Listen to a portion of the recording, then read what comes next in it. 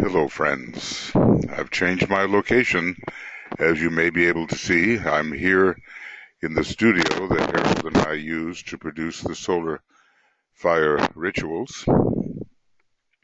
And now it's, well, not quite 4 months later, um, since I've been able to do my last work on the rays and the initiations, and we ended at number 95. So this is 14th of November, 2017.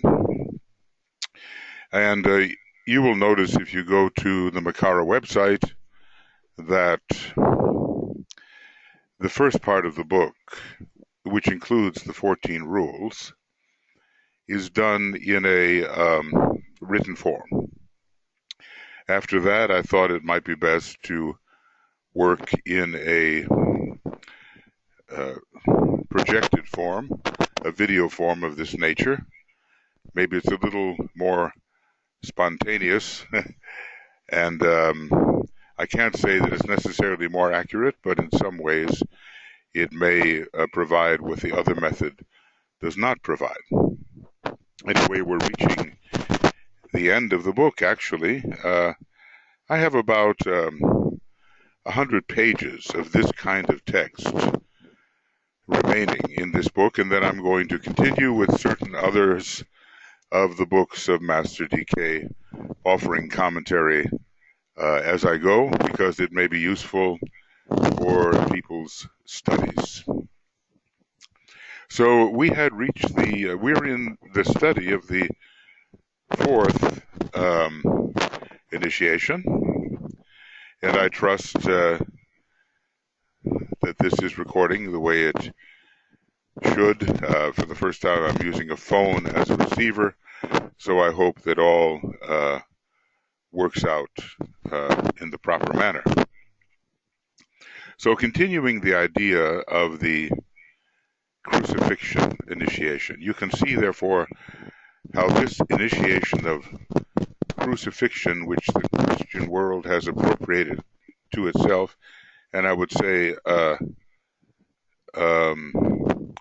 wrongly so, because really it is a type of initiation which is common to all civilizations who are working forward.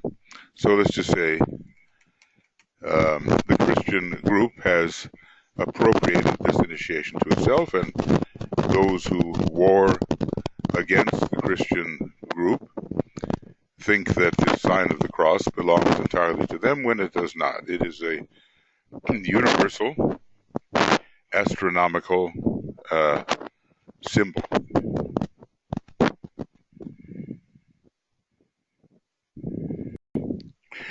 So Master DK is trying to tell us how is this initiation, also called the initiation, whether the appropriation by Christianity was correct, certainly has caused a lot of difficulty. However, it was intentional under the hierarchical design. So hierarchy certainly has its plans, and these ancient archaic have to emerge in the consciousness of humanity at some point, and I would say in a very conscious way. We are told that the divine plan itself is written on a number of sheets of an unknown metal or substance, and it consists largely of symbols. So perhaps there is a point in this plan and in the marking of the plan when the sign of the cross becomes very important. So this appropriation was intentional under the divine plan of hierarchy for all of us. Some great teacher, by his life and teaching, will call attention to some particular initiation. Well, is the Christ. Of course, he's taking the sixth initiation, we've been told, but as his work has demonstrated before humanity through the Master Jesus, it is the fourth initiation of crucifixion, followed by a kind of resurrection, which is truly that spiritual event which impressed itself upon the consciousness of humanity. Here we have the Buddha, for instance, in his Four Noble Truths, which in a way are all about attachment. Stated in reality, the platform upon which the initiate of the third initiation takes a stand. Now, interestingly enough, the Buddha's pupils, so many of them were higher in their attainment, coming from the moonshames they did, than the Christ's pupils in general. They had this strong mental development, and so I think the third initiation was for them a platform. They had, in a way, taken it. The Buddha was teaching a number of arhats. Interestingly, the Christ impressed humanity with the arhat initiation, the fourth, and yet he, in general, was teaching those who were to take the first and the second initiation. Of course, the time will come when his example stands for those who are taking the fourth initiation, and there have been some, of course, in the Christian group, perhaps, obviously the Master Jesus and Father Damien, and maybe others that we don't know about. Okay. Anyway, if we have desire for the things of the phenomenal world and we do not know how to reject that desire, then we are trapped by the phenomenal world. A third degree initiate should not be trapped by the phenomenal world. He should recognize phenomena for what they are and not seek to acquire them, experience them necessarily, but rather to serve through them.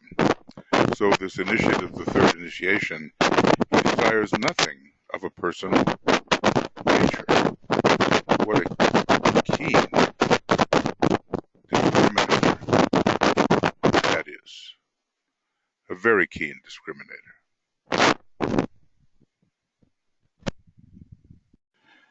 I apologize if there's been a little static.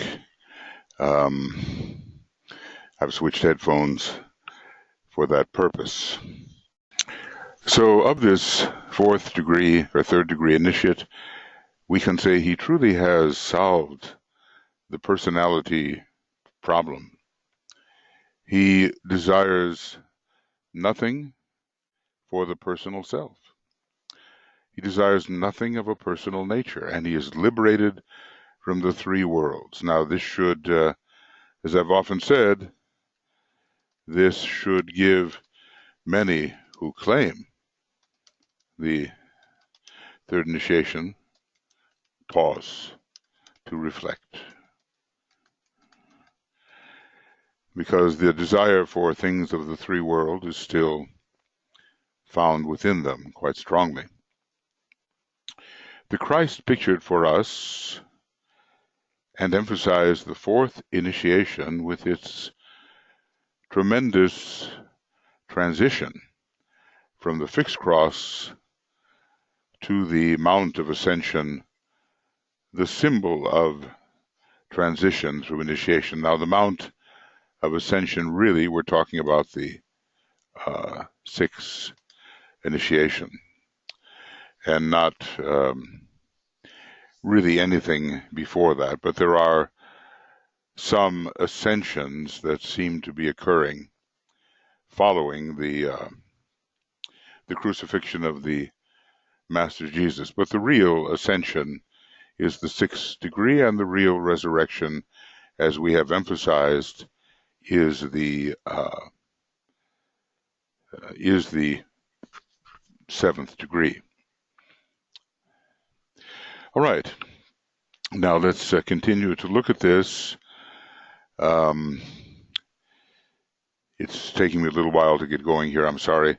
It's been 4 months and there's new equipment here, and I wish things could be a little more flowing, but they will be shortly. So if you hear strange sounds and occasional static and all that, it's just this person here, not especially equipped with the fifth ray, trying to do fifth ray things. But I guess we find ourselves on all the rays eventually and have to master to a degree all the rays. Okay. The Crucifixion initiation has a major instructive feature. This is preserved for us in the name, which is frequently given to this fourth initiation, and that is the great renunciation. There are many renunciations along the way. The life of the disciple becoming the initiate is one of renouncing the unnecessary for the necessary. Okay. For the necessary.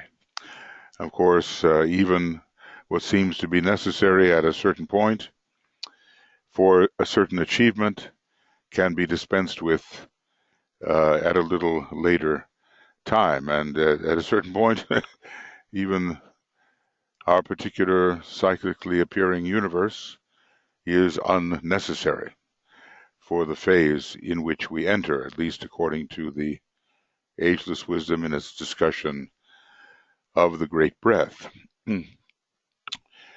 So basically, it's the three lower worlds that we have to learn to renounce at first, and then other renunciations will come along the way.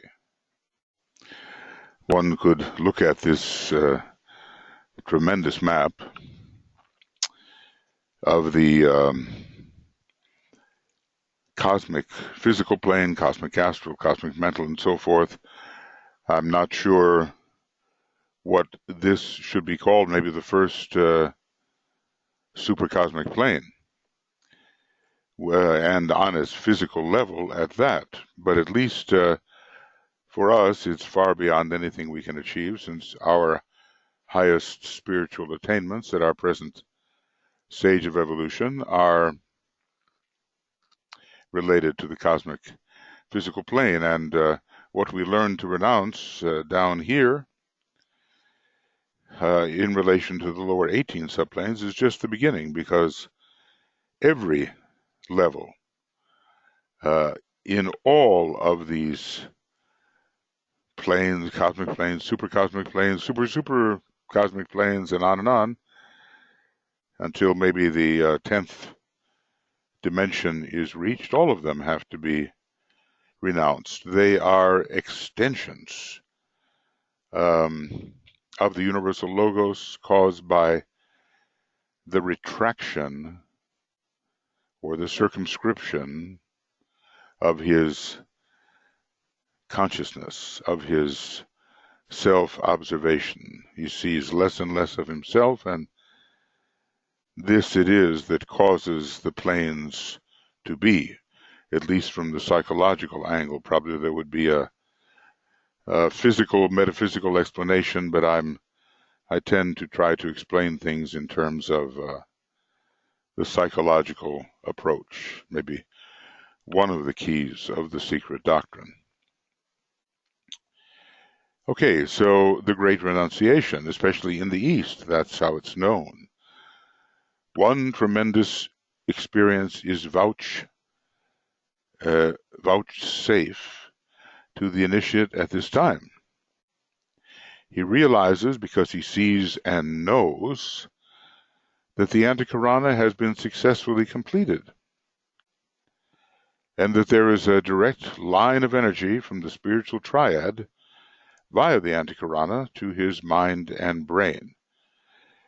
And I want to ask, does this include all aspects of the spiritual triad, including Atma? Because it is, let's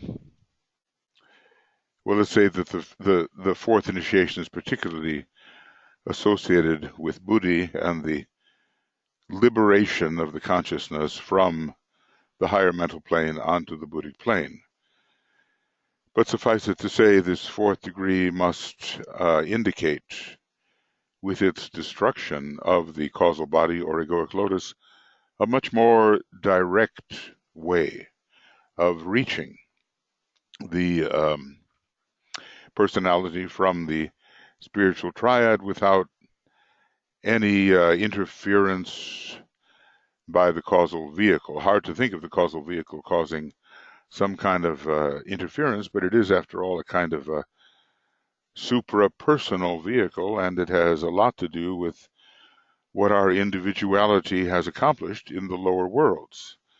The spiritual triad is more a part of the planetary logos, and it is filled with content that pertains to the much wider than personal or individual life.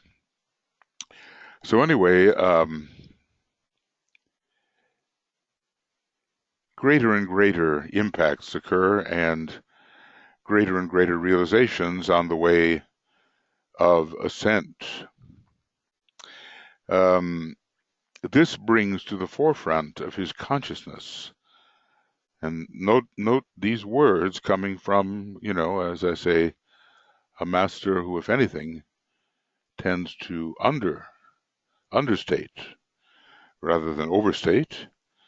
A sudden and appalling recognition, look at those words, that the soul itself, the egoic body on its own level, and that which for ages has been the supposed source of his existence, really something much deeper has been the source, and his guide and mentor, which it has been, is no longer needed.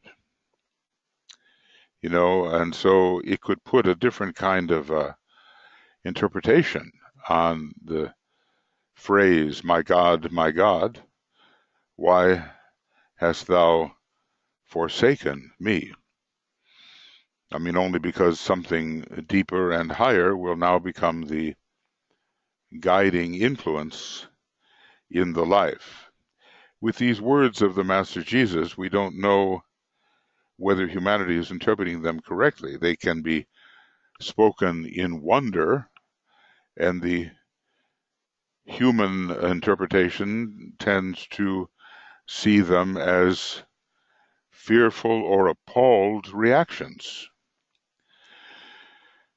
which are not at all pleasant, whereas they can be filled with amazement, let's just say. Anyway,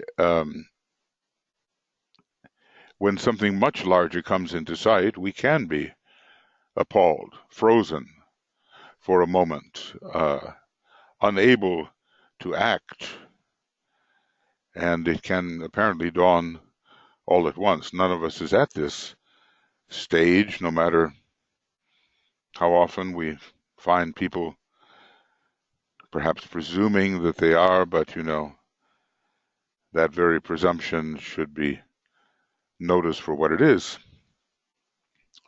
The sudden and appalling recognition that the soul itself, now there are many varieties of soul, but we're calling this encapsulation of universal consciousness, which is found on the higher mental plane, we're calling that the soul with respect to the human being. But every level of the planar structure of cosmos has its own type of soul, its own type of consciousness. His relation, it says here, as a soul-infused personality is now directly with the monad. And remember, this is occurring at the fourth initiation? Well, you might wonder whether some work in mastership and in relation to the atmic plane would not be required for a still fuller relationship to or connection with the monad.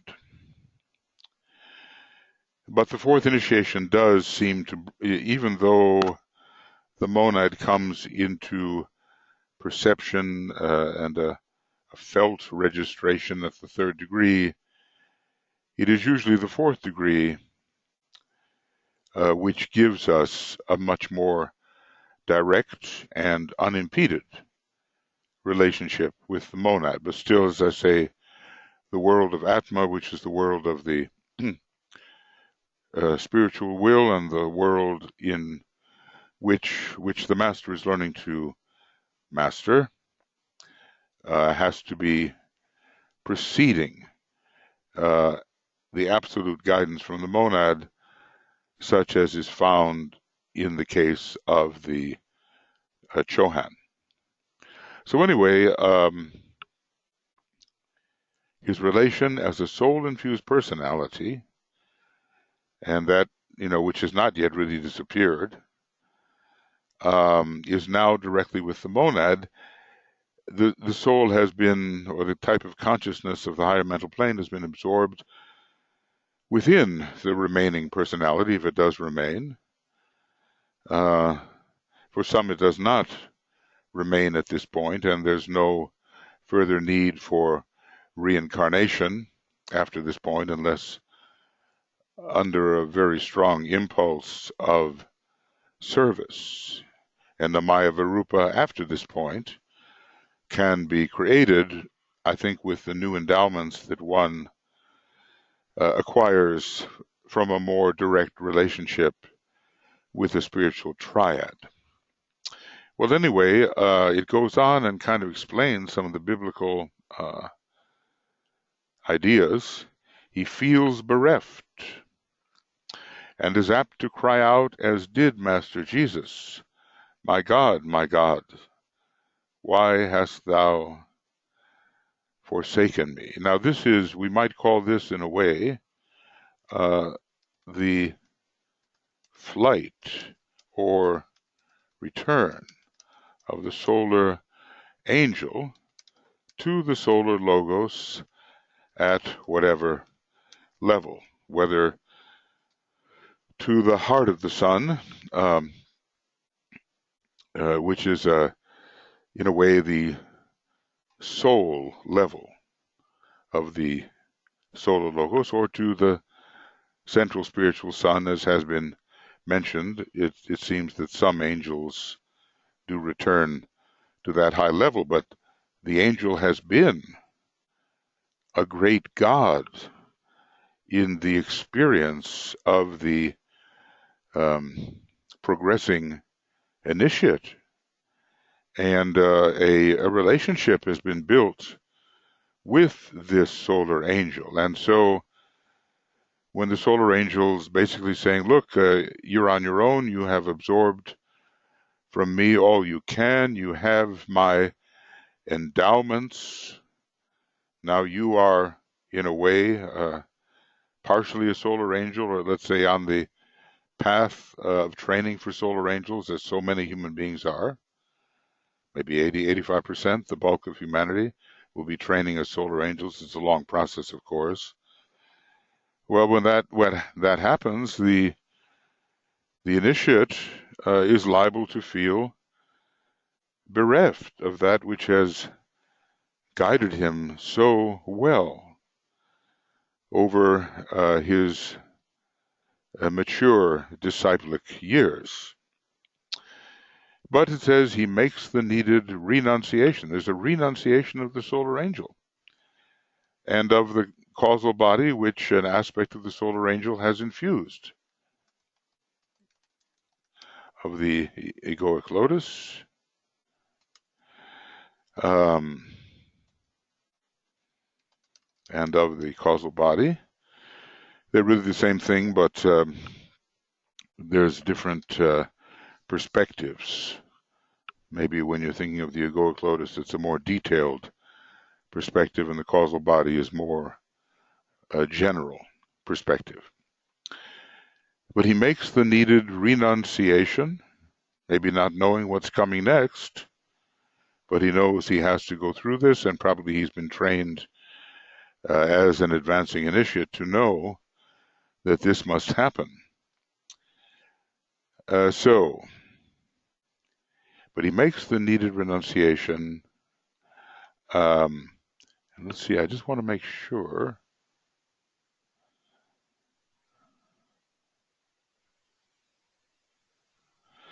that I'm not, yeah.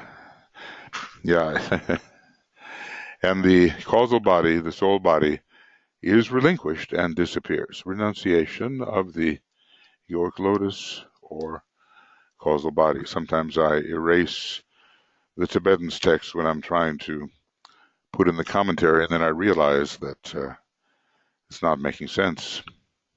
Okay.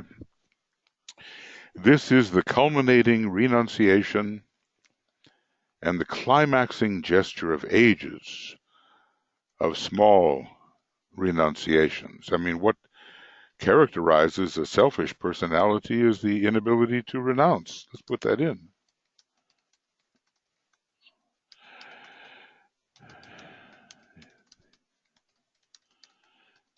You know, there is this constant grasping for what is desired and an attempt to hold on to whatever one can, and for as long as one can. Right now I've been reading about cryogenics, you know, to freeze the body and somehow awaken it when there's a cure for the disease, which was bringing that body to an end. And now they're thinking about freezing the body before it dies, so there's a better chance of awakening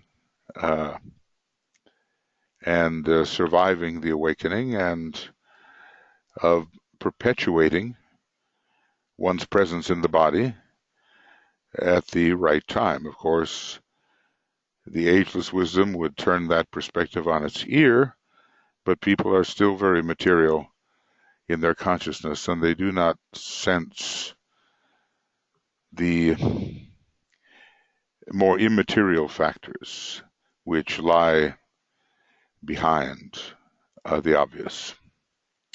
So anyway, we have to learn how to renounce in little ways, and little sacrifices pave the way for greater and greater sacrifices until renunciation becomes a way of life. Well, renunciation, detachment, disengagement, withdrawal, abstraction, you know, all these words suggest the ability to let go and not to imprison ourselves by holding the unreal close to us as if it were the real. Renunciation, he says, marks the career of all aspirants and disciples. Renunciation, consciously faced and understood and consciously made, it's not something that is wrested from you against your will. That would not be real renunciation, because the desire for that which is wrested from you still exists, and you have no more inner freedom than you had before. It's just that circumstances have taken something away from you, and probably you seek to reacquire it. The freedom that we must have is an inner freedom, which has to do with the changing of our desires to aspiration and the etherealization of our consciousness, dematerialization, the letting go of the idea that our material perceptions are real.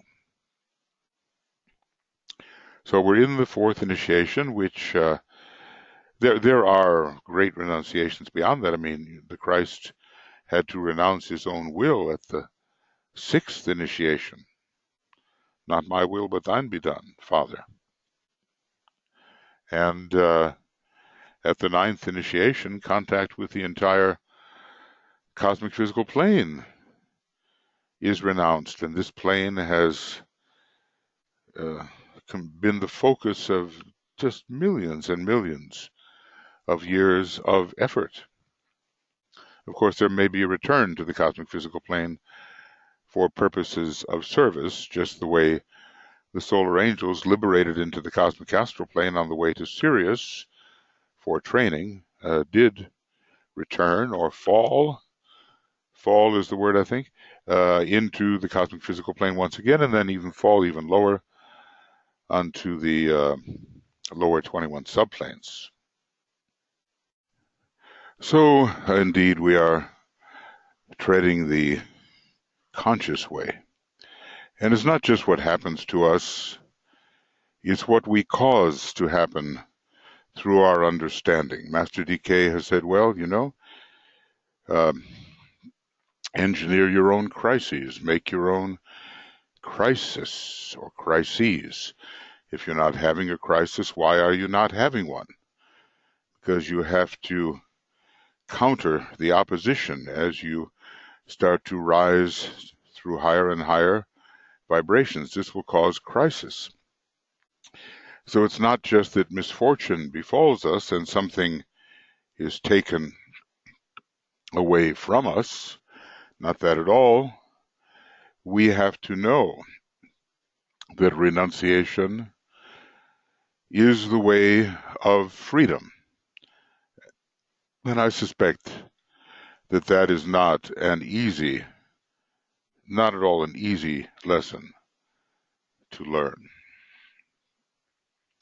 He goes on, I've hinted earlier to you that this fourth or renunciation initiation, interestingly, it is the same number as the kingdom of humanity, and so applies particularly to humanity and to what the revelation of the Buddhic plane as pure reason and great love will contribute to the ability to make this renunciation. So I've hinted earlier to you that this fourth or renunciation initiation is closely linked with the sixth and with the ninth. Okay. I found myself using those as examples, but maybe it's because I've, read this before or so many times, I'm not sure. The sixth, and remember that it's the Christ taking the sixth initiation who is cooperating with the Master or the initiate Jesus taking the fourth. And in my view, at least, that it's the Buddha taking his sixth initiation who is cooperating with his disciple Gautama.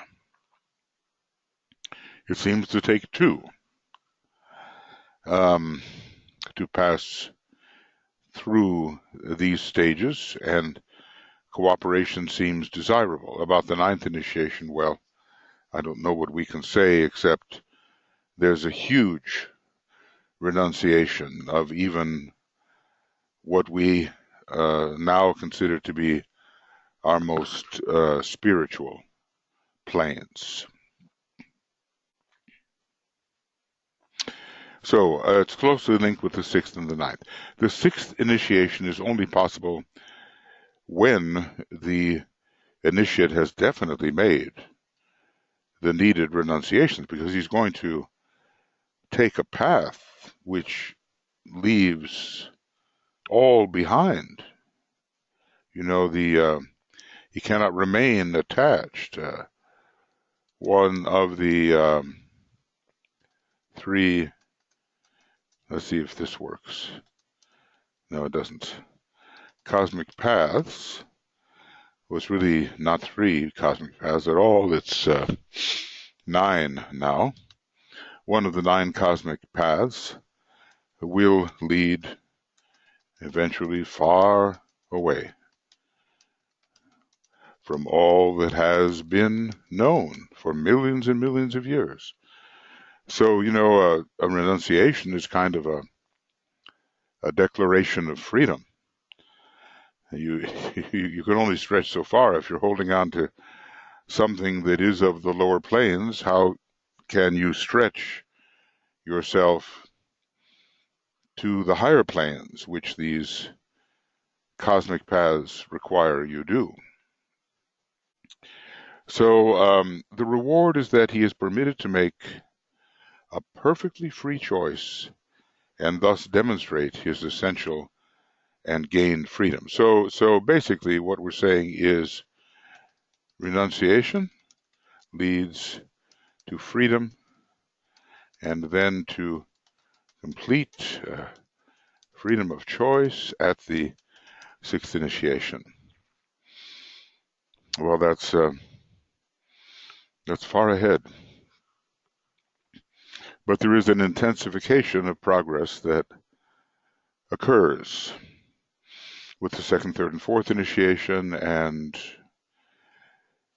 even the fourth and fifth. But between the fifth and sixth, I believe there is a considerable hiatus, and time will pass. The ninth initiation, that of refusal, has in it no element of renunciation, maybe as we commonly consider renunciation. It is not a refusal to hold for the initiate at that point where he asks and holds, is at that point where he asks and holds nothing for the separated self. He's part of the divine plan. He's part of the divine purpose, which is totally integrated into the divine plan and divine purpose.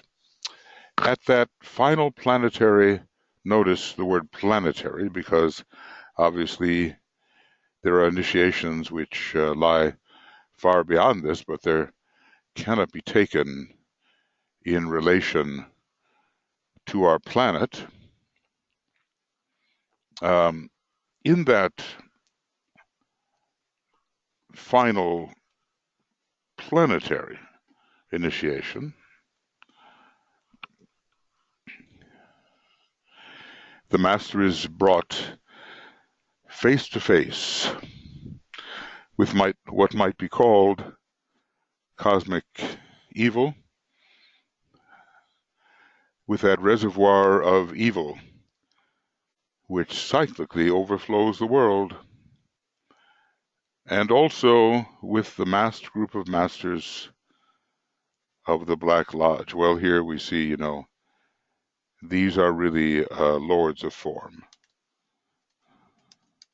And you think about, from the cosmic perspective, the cosmic physical plane is the foremost plane of form cosmically considered. The home of that cosmic Black Lodge may be the cosmic astral plane, but the outworking of their intentions is directed towards the cosmic physical plane. So home on the cosmic astral plane, and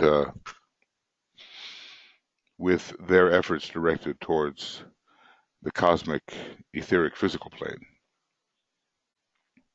And I would say especially towards the dense cosmic physical plane. But it's interesting, the cycles. And when you read, I think in Cosmic Fire around page 1081 and 1082 or so, you see that there are cyclic numbers controlling the appearance and disappearance of some of these monads who may not bring with them what we would call progress according to the divine plan of the great lives far greater than they are. Okay, anyway, Shambhala, it is said, must handle the issue of cosmic evil. And the highest aspects of Shambhala are on the highest parts of the cosmic physical plane. The highest aspects of Shambhala are found on the higher subplanes of the cosmic physical plane.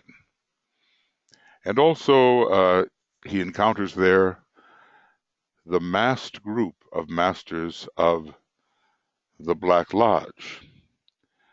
We might say very advanced,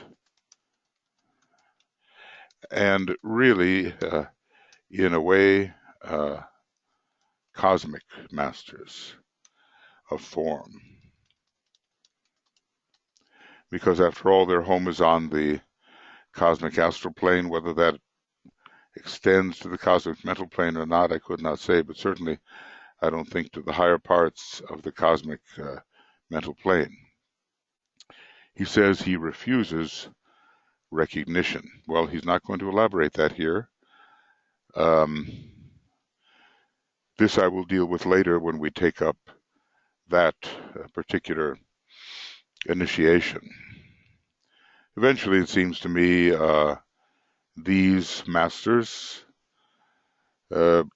evolving along a very material line, not along any Syrian line, along some sort of line of Mahat, which is very Davic, eventually they too will have to be redeemed, it seems to me. After all, their identity is our identity. But the formulations which have arisen from the same identity are very, very different. And one type of formulation, that of the white brother, is congruent with the intentions of the universal logos. Another type of formation, another type of creativity, is incongruent, not congruent with the highest types of will, whether locally or in the galaxy or in the universe.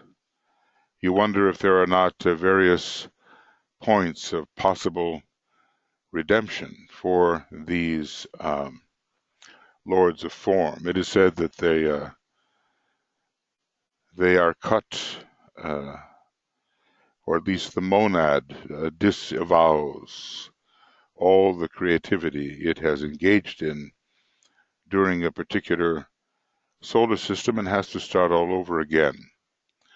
But maybe this time with some kind of deep knowing about what to do and what not to do. It seems a terrible loss, the loss of a solar system, of that time span we call a solar system.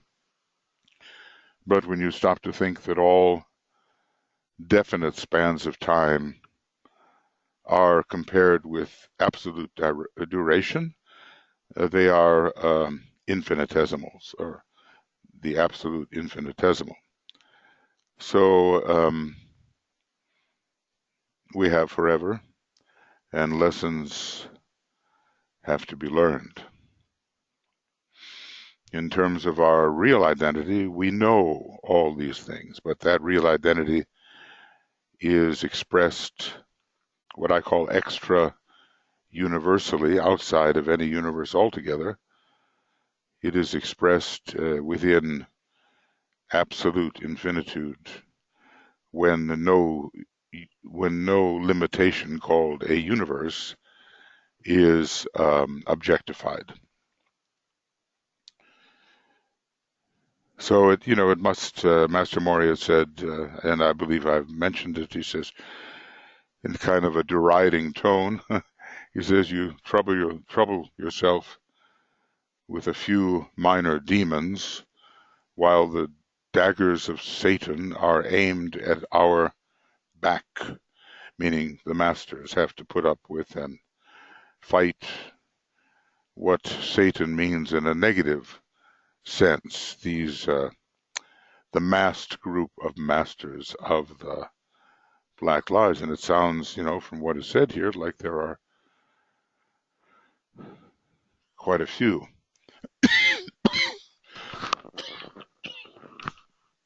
It seems that they just could not or would not, probably would not, get with the program of their superiors. So disobedience, insubordination, the refusal to subordinate the lesser to the greater, this is one of their major sins. In connection with this initiation of renunciation, there are some most interesting correspondences which throw a bright, illuminating light upon its significance. Certainly we learn of Master DK that he seems to be a master in the interpretation of the law of correspondences, which is a more concrete and specified application of the law of analogy. Okay, correspondences. They are known to you in some measure because I have dealt with the significance of the fourth ray of harmony through conflict, naturally correlated to the fourth initiation, right? By numerical resonance. So by numerical resonance, the fourth ray is correlated with the fourth initiation.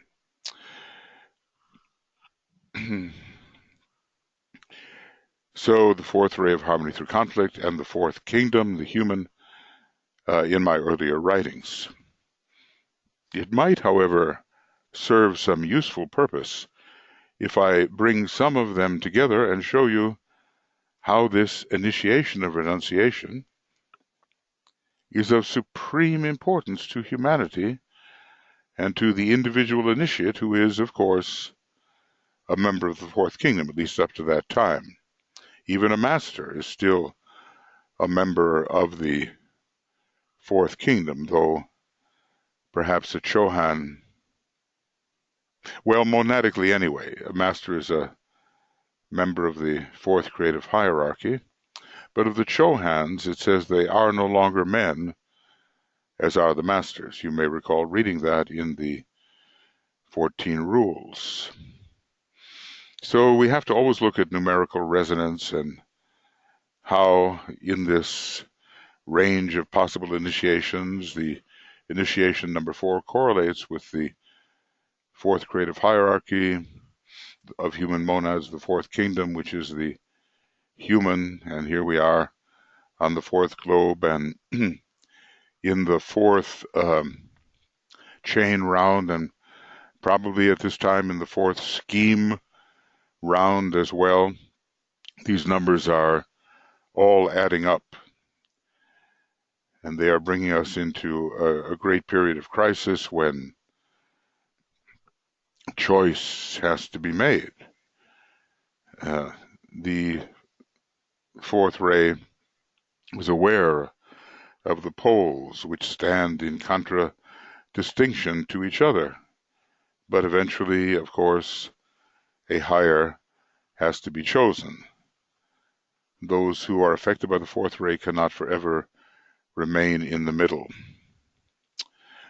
So, first of all, this great act of renunciation marks the moment when the disciple has nothing in him which relates him to the three worlds of human evolution. And I would say that's quite a statement, and this way, especially by desire. He still has perhaps the human form, but there's no gravitation towards the three worlds, three lower worlds. His contact with those worlds in the future will be purely voluntary and for purposes of service. This is very important. Now, Master Jesus, I keep on calling him Master Jesus, he's really the initiate Jesus. He he was an initiate of the third degree, so his contact with these three lower worlds was not voluntary. He was still compelled. But after the fourth degree, one does have a choice. And some, strongly influenced by the bodhisattva impulse, return to serve, and others forge their way ahead, as it would say in the old commentary, shouldering a staff without a crook to hold the errant sheep who have wandered each to his own way. DK says, I prefer the word renunciation to the word crucifixion because the last word simply emphasizes the suffering undergone by the initiate as he renounces all that is of a material nature. His hands are held back, his hands and feet are nailed to the cross. He cannot grasp that which heretofore he may have desired to grasp. And when he reaches the point where he does not desire to grasp, then the nails can be removed. The empty, nail-marked hands are then his. I prefer the word renunciation to the word crucifixion because the last word simply emphasizes the suffering undergone by the initiate as he renounces all that is of a material nature and becomes a permanent, and if I may use such a term, a non-fluctuating and unchanging member of the fifth kingdom of nature, kingdom in nature, the kingdom of God called by us hierarchy. Now all of us have our hierarchical moments, and we know what it is to experience the types of energies that are found in relation to the soul and in relation to the fifth kingdom, but perhaps we fluctuate, being human, down into personality, desire, and functioning, and are therefore considered unstable. And as a matter of fact, until the midway point between the second and third initiation, DK tells us we are considered a hazard, not reliable. Forget not that the three worlds of ordinary evolution constitute the dense physical subplanes of the cosmic physical plane, and actually this includes 21 subplanes.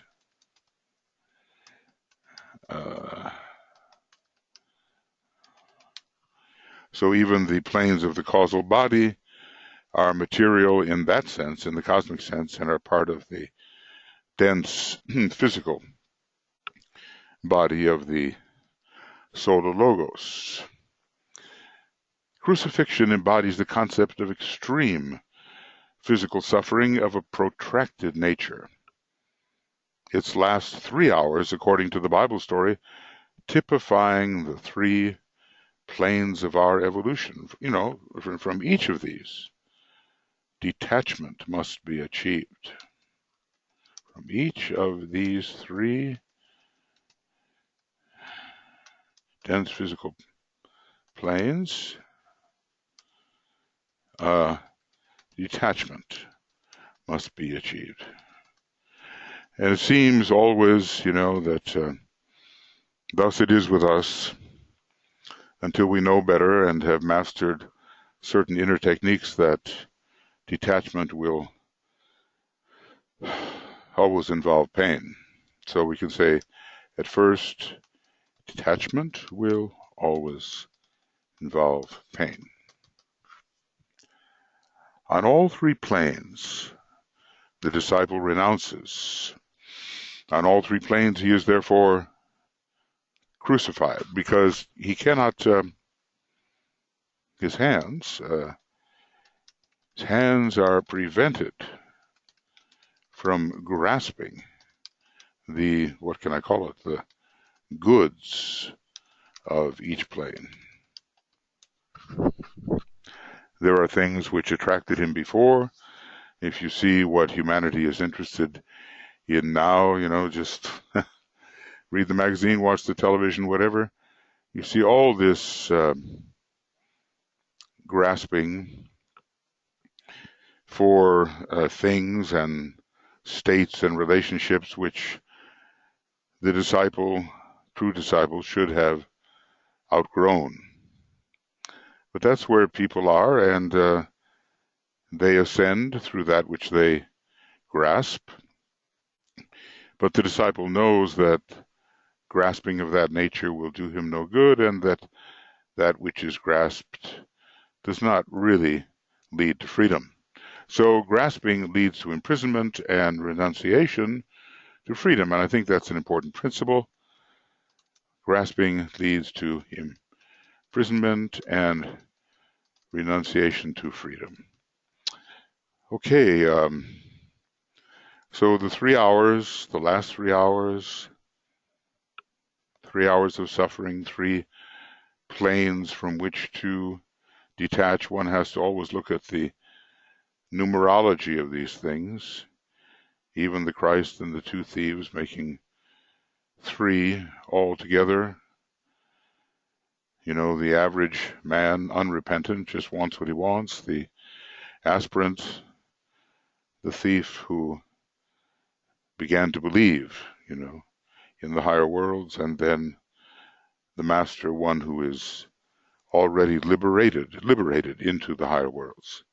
On all 3 planes the disciple renounces, on all 3 planes he is therefore crucified,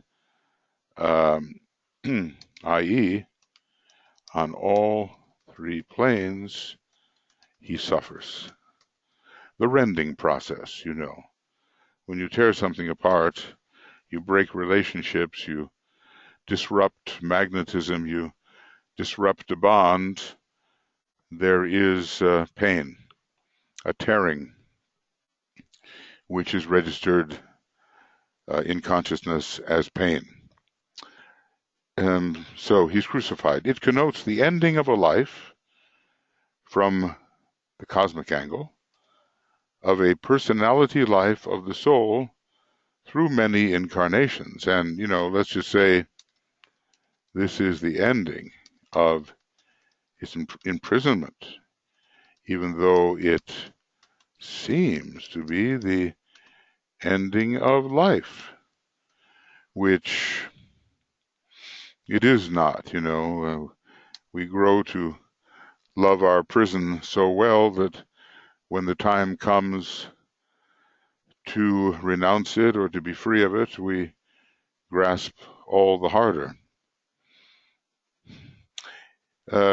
If it is a statement of fact that the time sense is the response of the brain to a succession of states of consciousness or of events, and if it is equally true that to the soul there is no such factor in consciousness as time, but only the eternal now is known. See, time is born out of the perception of limitation, really.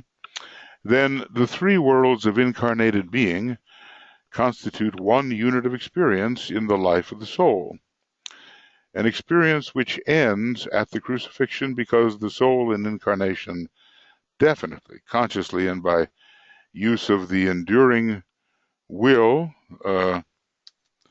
which by this time is much strengthened, renounces all and turns his back upon the material world, finally and forever, even though he may return to serve. Well, just think, if he does serve in the material world, what a sacrifice it is. It's possible to serve the material world without serving in the material world, but if, like the Christ, he takes the physical vehicle, and certain masters produce a physical vehicle and serve within the material world, then they are indeed sacrificing. He has mastered all the uses of the 3 worlds of experiment, experience and expression. You know, he's familiarized us with these terms, he says, and now stands liberated but serving the field of imprisonment, we might say. Liberated but serving the field of imprisonment. Well, I think the heart becomes so tremendously energized, and it is the organ of relationship that there's no choice but to reunite with those who in ignorance are still banished, self-banished from the higher worlds, and all this in the attempt to bring to them the life more abundant. It is the way of the disciple and the initiate, and it's according to our way, it's going to be our way too. And we're practicing that, of course, as we work as disciples. Experiment, we try. We see what is the result, and we experience it, and then we develop faculty on the basis of those experiences, and we express according to the divine plan that which will be truly useful to bring that plan into manifestation. We have the whole Aquarian age, to put this teaching into practice, and we will receive still more of this wonderful teaching to put into practice, and it won't be long before the teaching is given to us. So we assimilate now what we can and apply what we can and help others realize the value of the teaching by setting an example and by teaching these things ourselves. Moving on then, each initiate who makes this renunciation and undergoes the consequent crucifixion, he has related the two, we see. There are elements of both which are true, and it's not right, I think, to look at it only in one way. The renunciation as it's understood in the East holds truth, and the crucifixion as it's understood in the West also holds true and gives us an aspect of the entire experience. He's in a position to say with the first of our humanity to do so, and notice the word our humanity, even though I wonder, it seems to me, and I'm not sure here, is the Tibetan not from the moon chain? It would seem to me that given his very high intelligence he is, but he uses the word our, and our humanity definitely means earth chain humanity.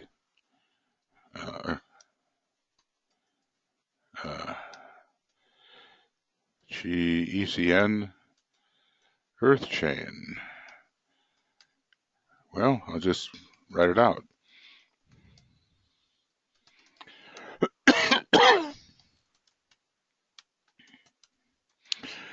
So, the Christ is the first of what we call our humanity, namely the humanity of the earth chain, to achieve this high status.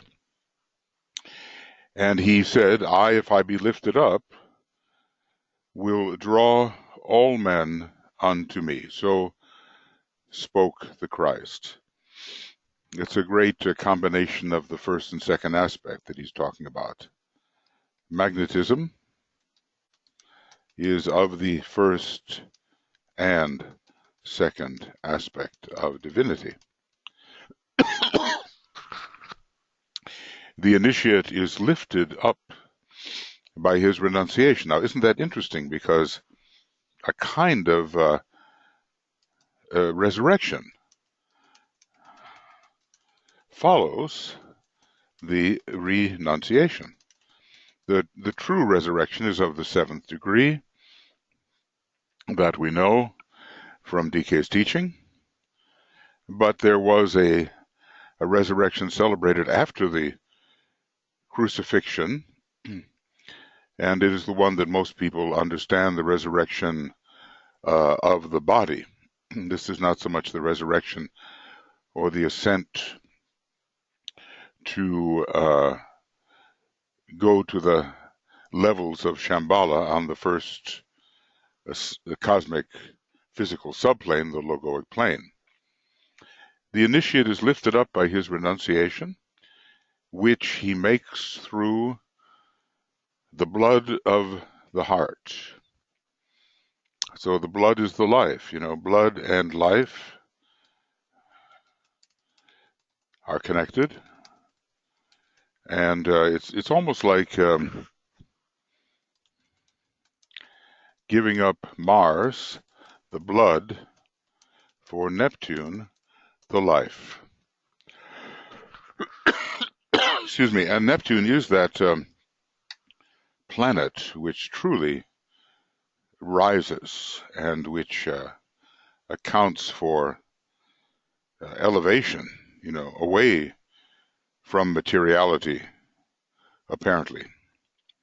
The initiate is lifted up by his renunciation, which he makes through the blood of the heart, out of the world of material phenomena, because he has freed himself from any desire for them.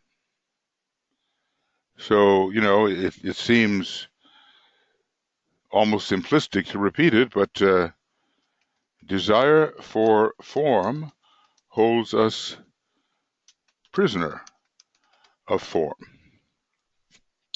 He's freed from any desire for material phenomena, from any interest in them, and from any hold they may ever have had over him.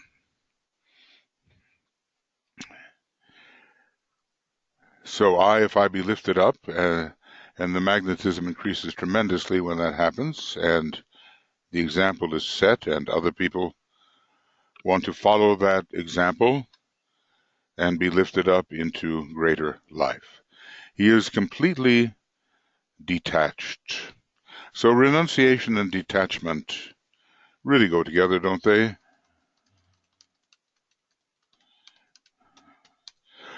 It is interesting to note that the Master Jesus, he is Master now, he is the initiate at that time, initiate Jesus at that time, underwent the renunciation initiation, whilst at the same time the Christ was raised up at the seventh or resurrection initiation. Now this is a slightly different angle on the subject. I mean, if the Christ ascended to sit at the right hand of the Father is Sanat Kumara, whose focus is on the highest levels of Shambhala. So, and the Christ has not completed the seventh initiation. So, it is usually discussed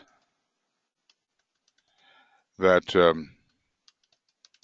the Christ underwent the sixth initiation as the initiate Jesus was fourth initiation. But here, a wider picture is offered.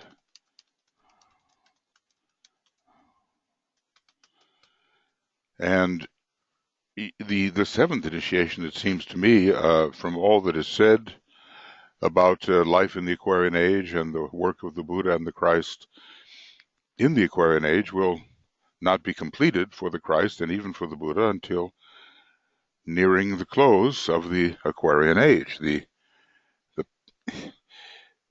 period of mind wisdom during the Aquarian Age will be the Mercury period, with Mercury ruling the second decade of the Aquarian age. The period of love wisdom will be the third period.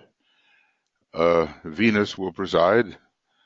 Christ is related to Venus and the Buddha to Mercury, and yet somehow together they will pass before the planetary logos, not just Sanat Kumara, but Sanat Kumara as the planetary logos, because at the 7th degree it's the planetary logos, we are told, way, way back in Initiation Human and Solar, who presides over that initiation.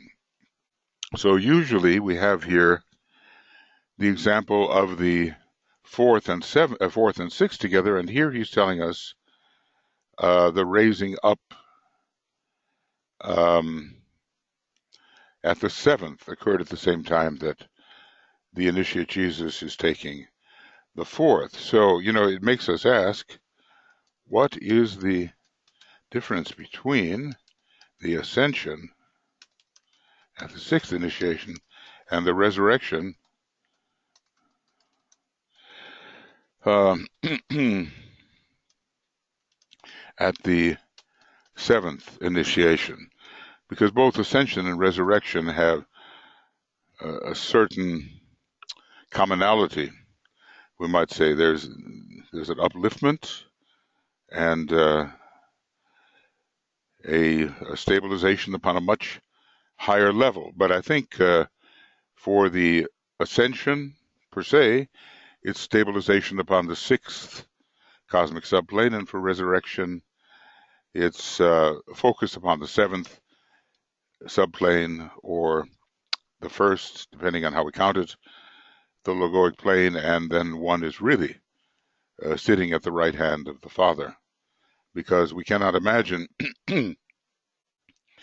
with what we have been taught of Shambhala that there is not an aspect of Shambhala which is found on the 1st or the 7th subplane, and that would be the true home of Sanat Kumara, no matter how he may extend himself into the 4 courts of Shambhala, namely the 4 cosmic ethers. So the 2 stories of these 2 great disciples, and notice that he calls these great initiates, he calls them disciples, one so obediently serving the greater, Jesus obeying the Christ, Lord Maitreya, and the Christ submitting his will to that of his Father in heaven, which really he did at the 6th initiation, in relation to which the experience in the Garden of Gethsemane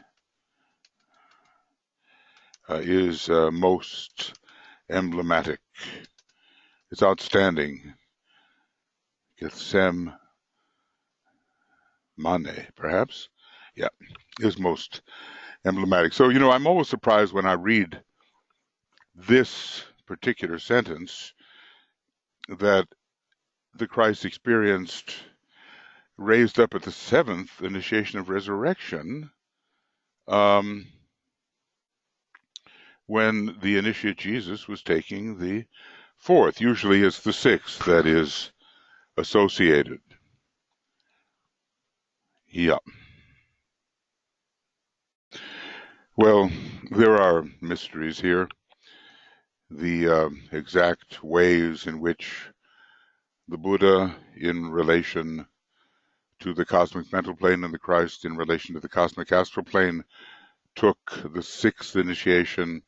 Many factors there have to remain still mysterious to us. And, there is the sense with the Tibetans writing here that Christ is really beginning the 7th initiation process at this time in following his 6th degree, which I think was pretty complete. He did indeed say and mean, "Not my will, Father, but thine be done," and decide to carry out the will of the Father in relation to almost 5,000 years of bodhisattvic service lying ahead. Because usually the term is 2,500 years for a bodhisattva. He had already served for 500 years and would only need to serve another 2,000, but instead he chose the 5,000-year period. This is what the Tibetan tells us. We have to be extremely grateful to the Tibetan for clarifying so many things that would not be possible for us to know without his teaching. So, this initiation, the fourth, is therefore, in a unique sense, a culminating experience and a point of entrance into a new life, for which all the past has been preparation, and a new life, the life of the monad. And higher triad. We cannot imagine that the master, even the master, has mastered all aspects of the spiritual triad. It is his place of focus, but his mastery refers to the lower three worlds. I guess the lower 21 subplanes by that point. Systemic subplanes, not cosmic subplanes. Many hints are given here, and if one reads carefully, one sees things perhaps that one missed before. After the ninth initiation, the refusal initiation, there comes a cosmic repetition of the renunciation experience, this time devoid of the crucifixion aspect, with the pain aspect, I suppose. Excuse me. The initiate at that great moment renounces or refuses contact with the cosmic physical plane on all its 7 levels of awareness unless he has chosen, at the 6th initiation of decision, the path of world service. And what this seems to say is one can continue on the path of earth service even after taking the 9th initiation.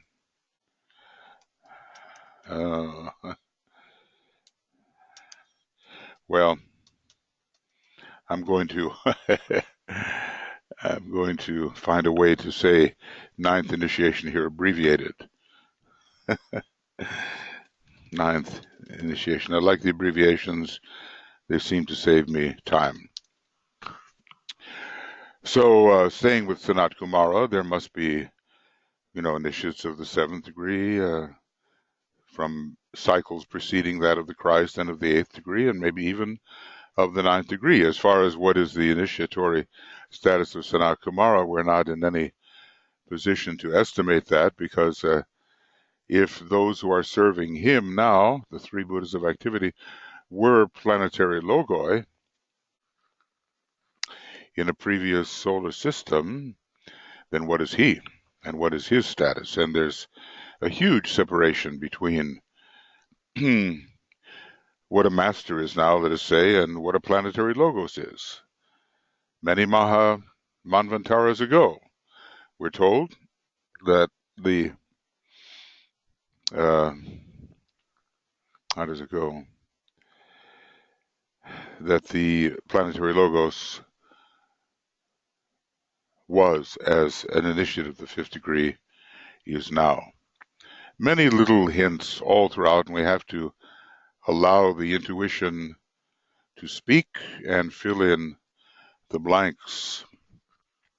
During the experience of the initiatory process in its first 3 phases, the initiate rejects control of the energies which are seated in the 3 centers below the diaphragm. He renounces their use for personality or selfish reasons. Now, notice, reading carefully, he does not necessarily renounce their use. but instead for selfless reasons. Any of the three centers below the diaphragm, normally so personal, so related to the personality expression, can be used for soul expression. And maybe, do we think that these are in order, or maybe it's sacral center first, solar plexus center second, and base of the spine center third, because that's when the center at the base of the spine really becomes more active and the kundalini begins to rise at the third degree. The center at the base of the spine has received and distributed the energy of self-will, the will of the lower self. Will, base of the spine, purpose, highest head center, and is emptied and stands ready for the dynamic reception of the higher will, which, using the spinal channel as a pathway or symbol of the antikarana, will pour into it from the highest head center. Purpose will pour into the base of the spine center as higher will. So all personal self-will is relinquished. And I certainly can't be it cannot be at the first initiation. It just doesn't occur then. Because, aspirants and disciples are still pretty well filled with a lot of self-will. But he is talking about the changes that happen in these centers. The sacral center, which has received and distributed the energy which has fed the physical appetites to a far greater extent than is at present realized, is also under control, a control which is related to normal and proper direction from the throat center into the preservation of life on the physical plane, if the initiate chooses to incarnate for service ends. In other words, this is another way of saying that masters can have children in the natural way. The solar plexus center, which has received and distributed the energy of the astral plane, notice receive and distribute, right? The energy of desire and of emotion is likewise cleansed and purified. And this cleansing and purification is what is happening at each of these initiations. INIT, INITS. Okay. Its energy is transmuted to such an extent that it can pass under the complete control of the heart center. Notice how the higher centers control the lower. The action is not so much involved here, except it directs energy from center to center, like Mercury, you might say. But the head center directs the base of the spine. The throat center directs the sacral center, which, seems to ally it with the first initiation because of the third ray involvement.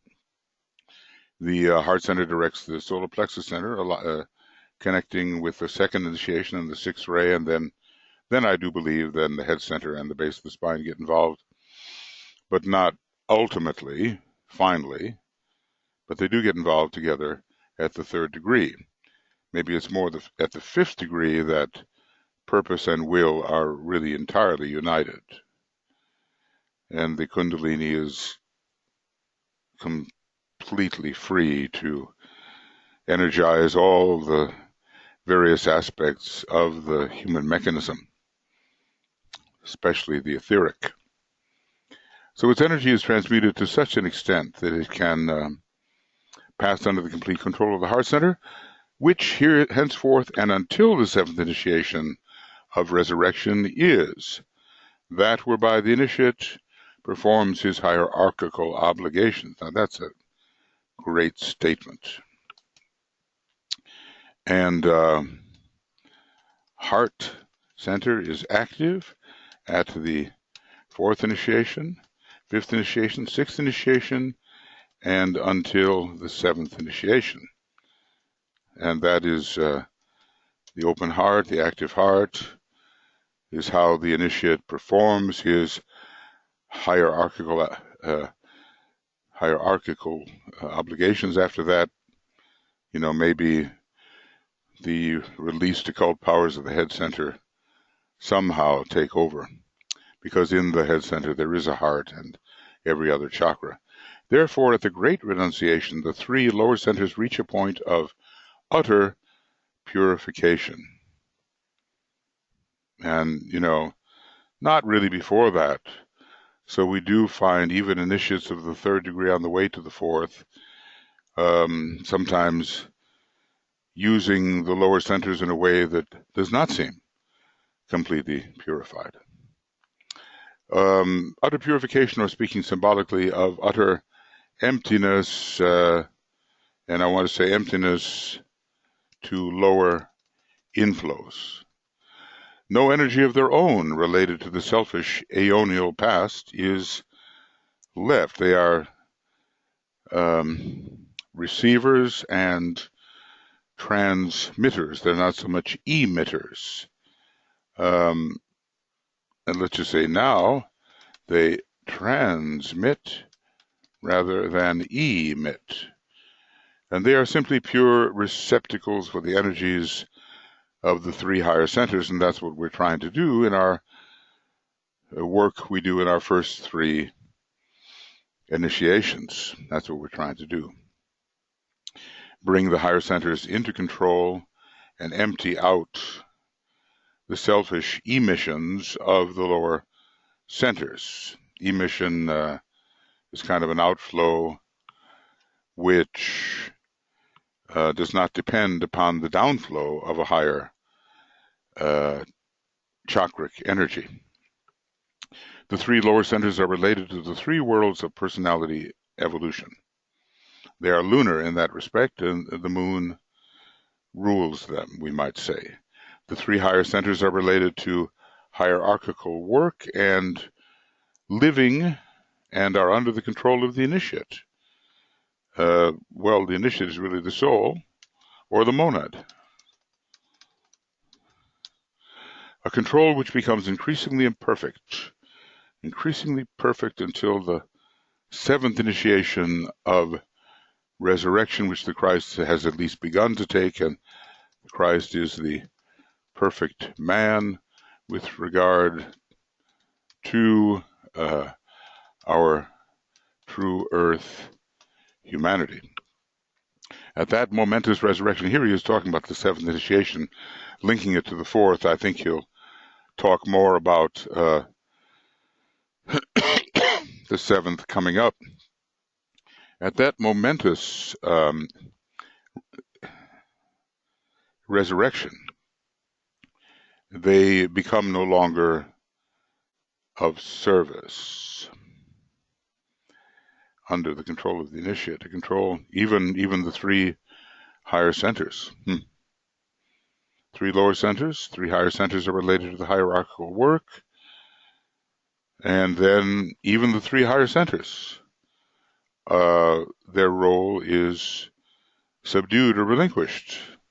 The role of the three higher centers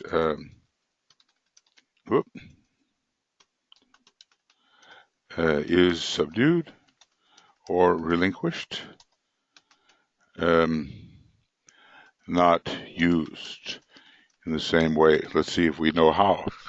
The master needs no energy centers, and his consciousness is transcended and transformed into a type of awareness of which those who have not experienced these initiations know nothing. And Master DK, he lists himself, at least at this time, as an initiate of the fifth degree, after it came out that he was, Jawal Kul was the Tibetan. And he's saying here that maybe he himself, who has not experienced these very highest initiations does not really know of what they consist. If he chooses to take a physical vehicle, as many will when Christ reappears and the hierarchy is externalized on earth, the master will function from above to below, and this is how one functions using a Maivarupa.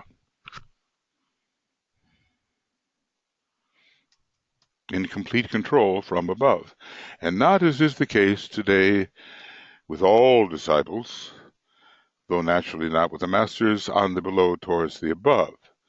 I think he's telling us as disciples, we are much driven by the impulses from below. I am here quoting ancient phrases to be found in the archives of the hierarchy.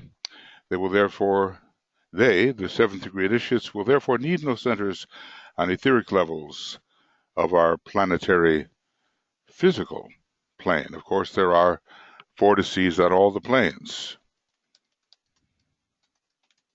On all the planes.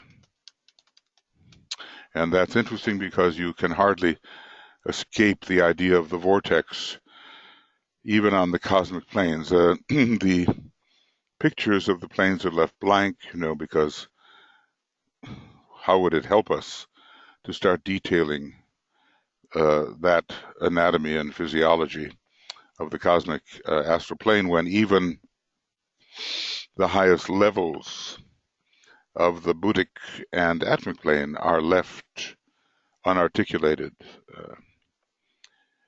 not filled in, because they pertain to Chohanship and still higher Chohanship of the seventh degree. So, okay, we can't know all that, but we can get the picture, right? At this fourth initiation, the initiate begins to function entirely and always upon the fourth plane. The Buddhic levels of the cosmic physical plane are intuitional plane with its various faculties, comprehension of the seven sounds, or four sounds, anyway, four of them. And what is it, divine vision? There's a healing factor there, I believe. But divine vision and, well, okay, my brain here is functioning a little slowly. So what I'm going to do is just go over here to the place where I can find that. Well, at least I thought I could. Got a nice, that expands things. Well, that's quite wonderful. But I'm not really going anyplace unless I can get to some of these earlier charts. And I think I'll try that one. Yeah, Keith Bailey put this together, and it's very good. But it is comprehension of the four sounds, healing, okay? Real healing, divine vision on the next level, and intuition, and then idealism. All of these 5 subcategories fit with this plane of intuition. So he's on the intuitional plane, and 5 categories of cities are found eventually under his control. For a Chohan, probably 6, and for a Chohan of the 7th degree, probably 7. His is the case this is the case. This is the case whether you count from below upwards or from above downwards. It's the fourth plane, the fourth cosmic subplane, the intuitional plane, even though intuition per se is on the fourth level of the fourth plane, if we want to get really specific about it. Right. You have here again an indication of the central position of this.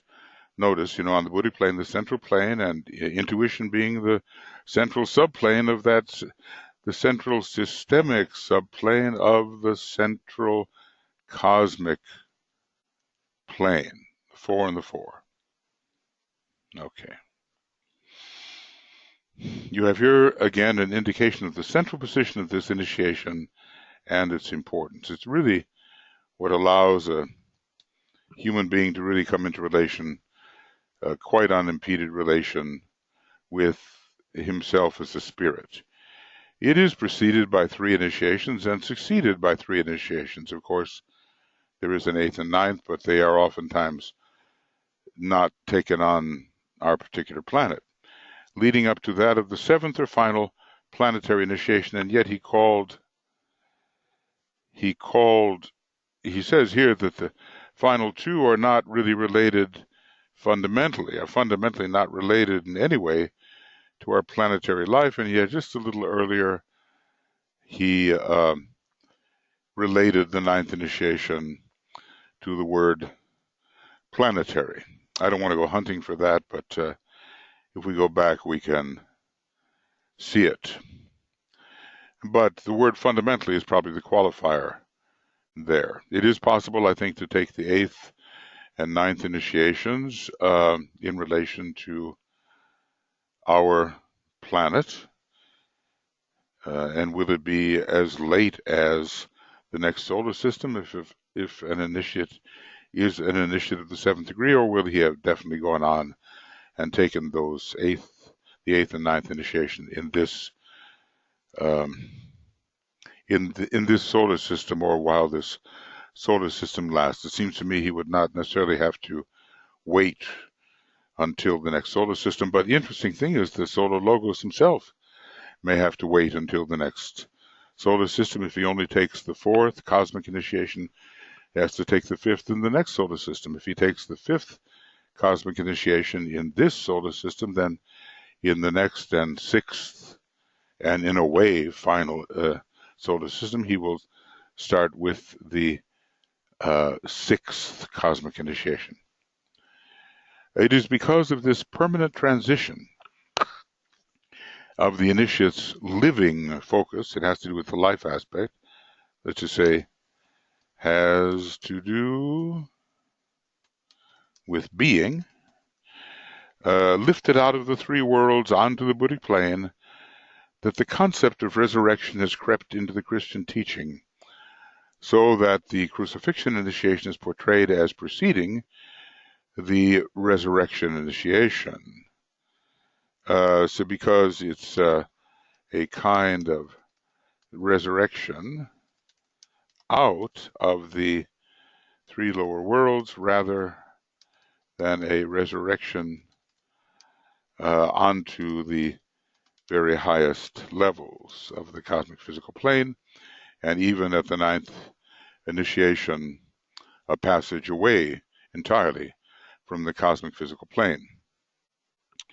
Okay, this is in reality not the case. It's the term resurrection doesn't really belong to that which follows the crucifixion initiation, but that's how humanity, so used to the 3 lower worlds and even to the 21 lower subplanes, has interpreted this ability to leave those 21 behind. So this is in reality not the case, except in a lesser degree and as a symbol of a future experience. So DK salvages that. He does justify a little bit this use of the term resurrection after that degree, the 4th, that is. In the same way, the concept of sacrifice has permeated all the teaching anent the crucifixion or the renunciation both in the East and West. And remember, the law of sacrifice is preliminary, although constantly found in intensifying measure. The law of sacrifice, that's law of synthesis. Law of sacrifice is preliminary. The first law of the soul. Let's see, how can I do this? Law of the soul. This is a sacrifice idea associated with the concept of pain, agony, suffering, patience, prolongation, and death. These things do exist, of course, but there's much more to this word, isn't there? Yet the true root of the word remains the same and gives the true significance, sacer.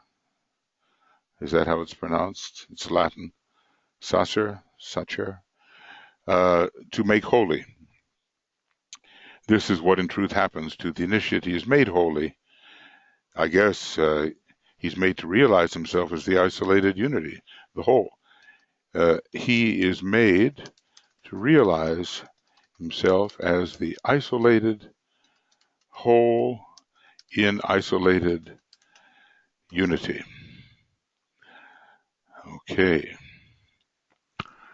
For he is set apart for spiritual development and for service. It's so interesting, set apart to realize oneself increasingly as the whole.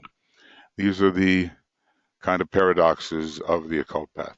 He is separated off from that which is natural, material, transmitted and handicapping, trammeling and destructive, and from that which lessens right activity for that which is new. So this meaning of sacrifice is to be set apart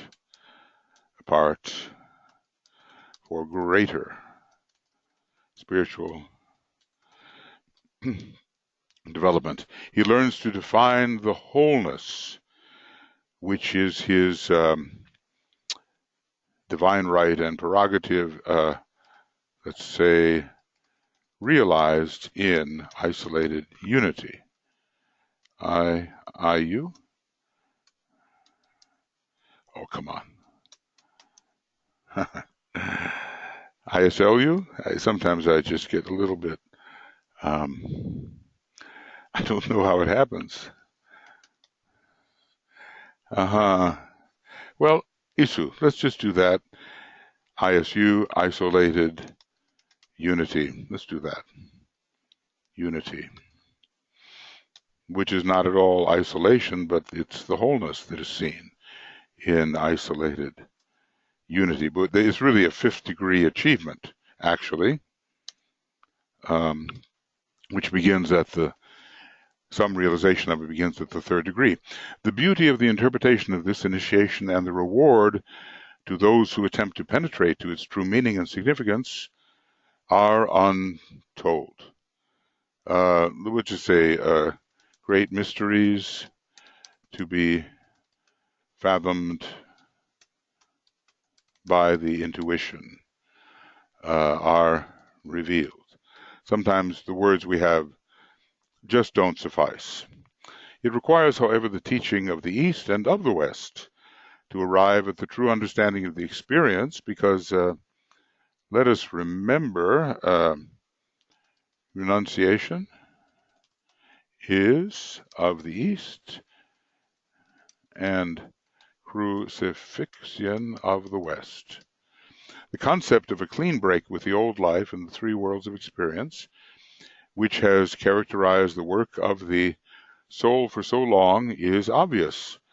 The clean break may be painful. It is death in its truest and most useful form, giving opportunity, increased opportunity for greater experience. Every death as it takes place today and on the physical plane is therefore symbolic in nature, pointing to the time when the soul finally dies. To all that is material and physical, just as the human being dies, to all contact in the three worlds before resuming incarnating living. So,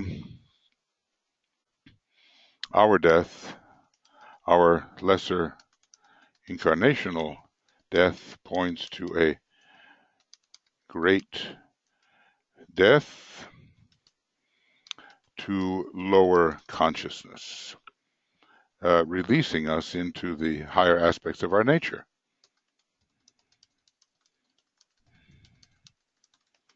All right. On the Buddhic or intuitional plane, the fourth level of the cosmic physical plane, the mind nature, even that of the higher mind or the level of abstract thought, loses its control over the initiate and is henceforth only useful in service. It becomes an instrument and not the great objective or a great consuming interest. But there is a Mercurian type of mind which is called transcendental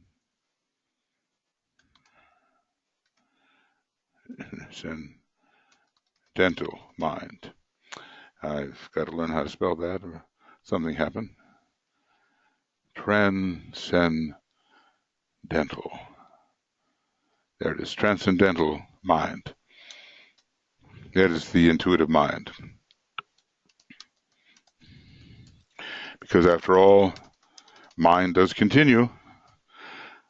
Great beings have mind. Solar logoi, cosmic logoi, and on. And the great God of the universe has mind, so we never really relinquish that cosmic principle called mind, but we do increase its scope and functioning.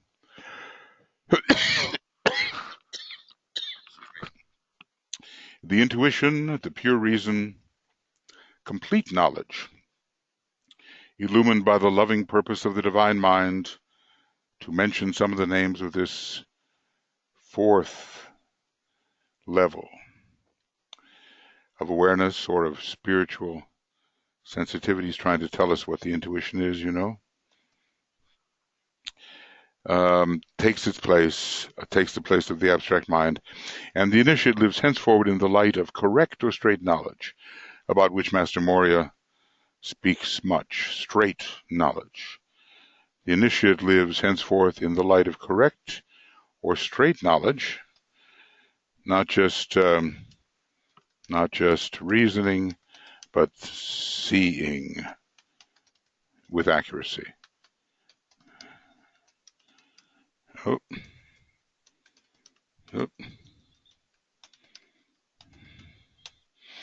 Expressing itself, then, the straight knowledge, as wisdom in all affairs, hence the titles of the Master of the Wisdom or Lord of Compassion, depending on the ray type.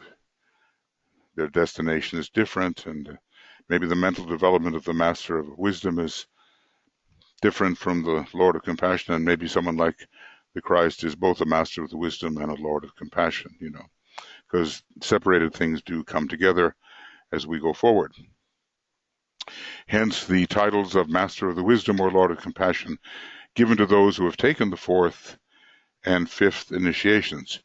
Lord of Compassion may be fourth initiation, although the initiate Jesus, the Chohan Jesus, is a Lord of Compassion, 6th degree. And the Chohan Serapis Bey is a Lord of Compassion, 6th degree. But let's just say that the Arhat, the Lord of Compassion, this begins at the 4th degree, and the Master of the Wisdom more at the 5th degree, but continues. Both of them continue. Hence the titles of the Master of the Wisdom and Lord or Lord of Compassion given to those who have taken the 4th and 5th initiations. These follow very closely upon each other, and notice how he just throws in a little sentence there, which gives you a tremendous idea about the rapidity.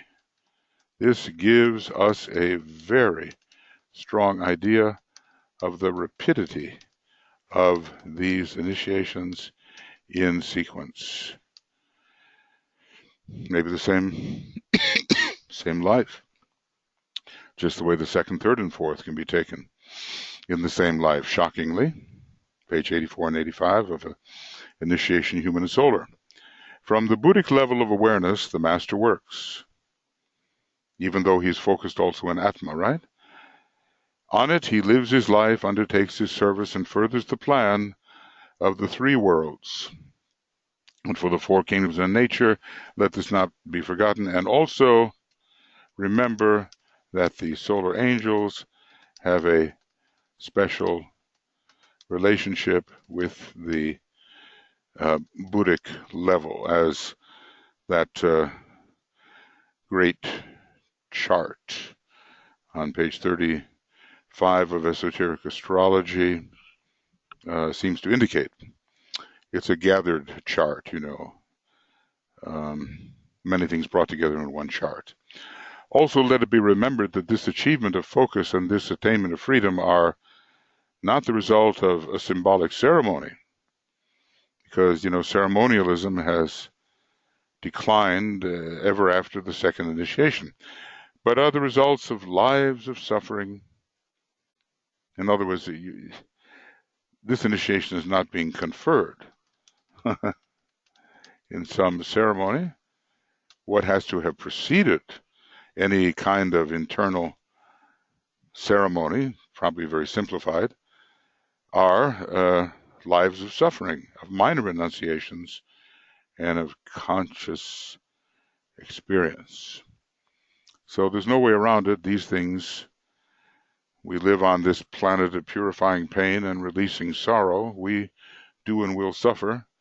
We will give up many lesser things so that greater things may be ours and the abundant life be ours, and conscious experience, more and more conscious of what we are passing through.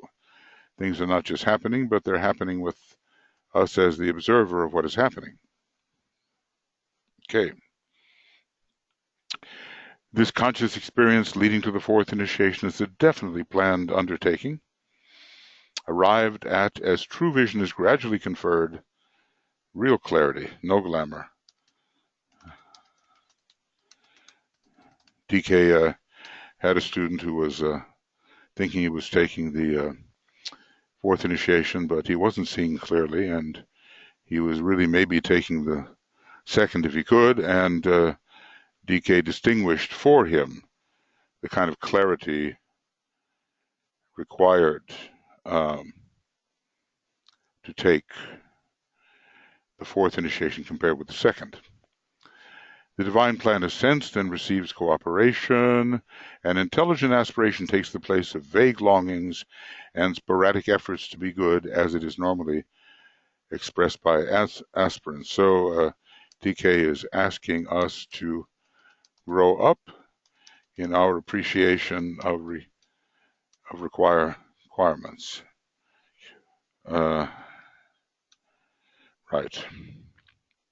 Well, there's much that could be studied there. We tend to emphasize the ceremonial aspect of initiation, but it is on the wane the higher we go, as he does explain, and certain interior, much simplified but very abstruse events take the place of outer ceremony. I don't think you could present on the outer plane a ceremony of the fourth initiation per se. Maybe in Masonry we kind of do that, but this is not the real inner happening at all. I'm just trying to think of how long this goes on. I'm not sure that I can finish it in this particular program, about the timing of which I know nothing, because my watches and chronometers and all that are either out of service or out of sight. It will be clear to you, therefore, why this fourth initiation is ruled or governed by the fourth ray of harmony through conflict.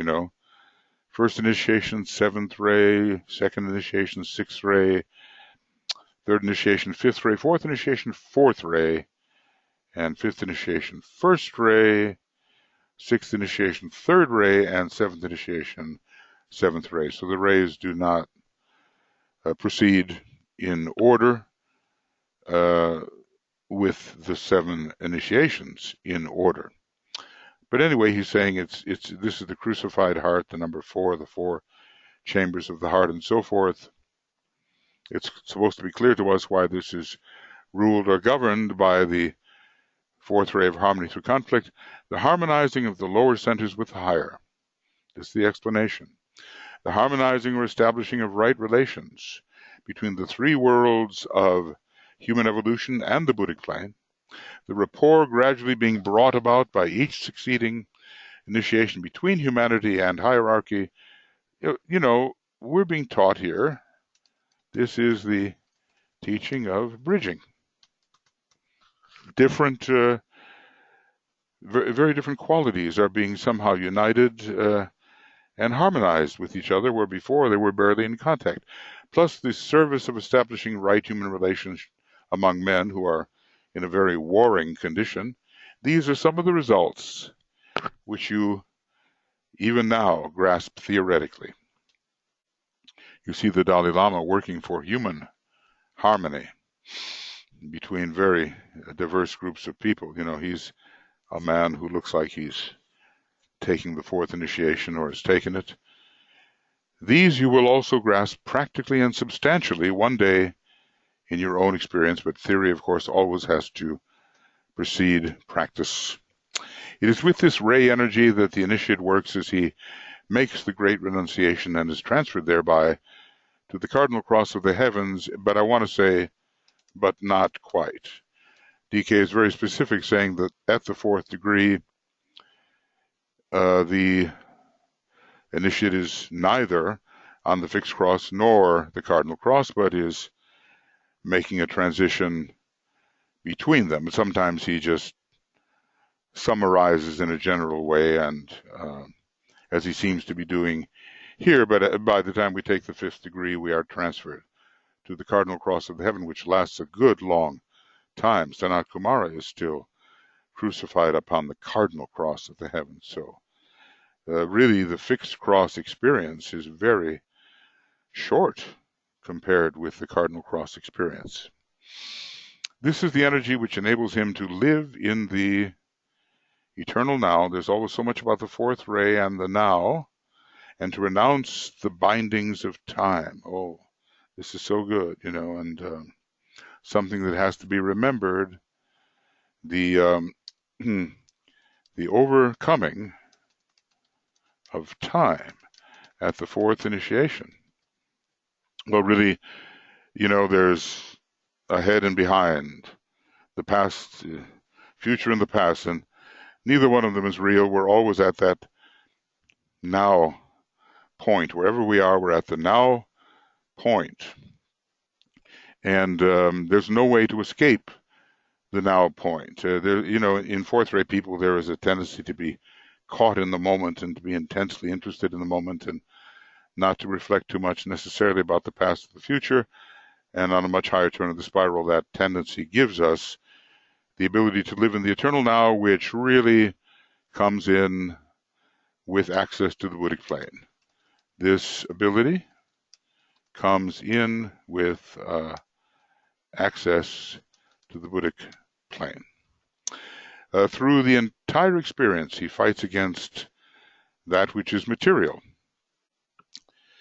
It is a warring kingdom, humanity, and we are on this earth adjudicators between the pairs of opposites, and we have to free ourselves from the bonds of the previous type of energy, which has not been worked through sufficiently, the energy of the moon chain, the energy of the previous solar system, the energy of limited perception, which we call materialistic perception, energy of matter. Through the entire experience, he fights against that which is material under the law of our planet, and if you only knew under the law of our solar system, there's a hint here. You get that? Do you feel that? Hint, hint, hint, like maybe at the 4th ray monad. Let's see. 4th ray monad of our solo logos? Maybe. Nothing is achieved except by struggle and conflict.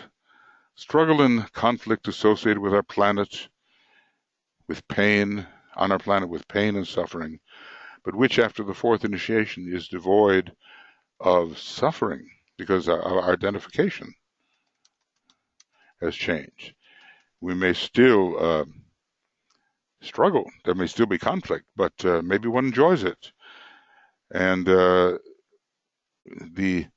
with which we identify, which is put in such peril as we learn to detach, that has been surpassed. We no longer identify with those things, therefore we no longer suffer. You know, you kind of wonder when you take a haircut, the barber clips your hair, falls on the floor, how much do we suffer? Well, Master Moria tells us the time will come when losing the body or death will arouse no more difficulty than clipping the hair. It's extraneous to the real life within. A hint as to the purpose for which our little planet exists. DK says it's a hint, right? And its unique position in the scheme of things can be noted. It just felt like a hint, didn't it? You know, how he sometimes talks.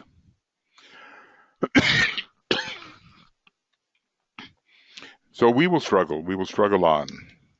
In our solar system, we will struggle on, and we will have conflict, but ever reducing suffering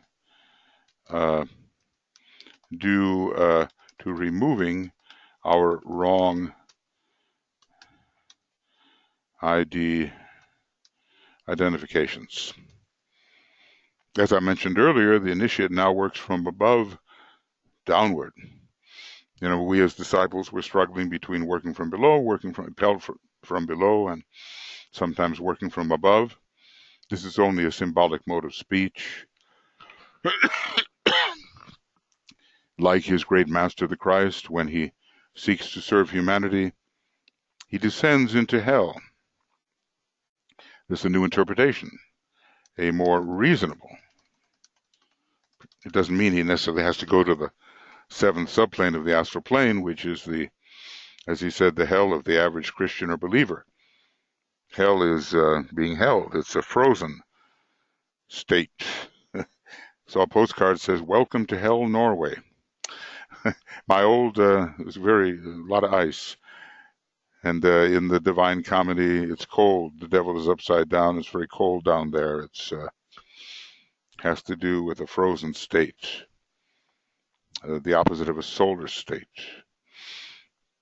The hell of materialism, because our consciousness is held in concrete form and cannot expand. And the hell of physical plane life and their labors for the furtherance of the plan. You know, so with limited perception, there is hell.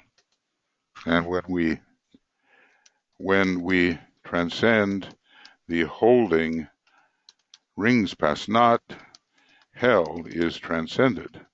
So Neptune helps us dissolve hell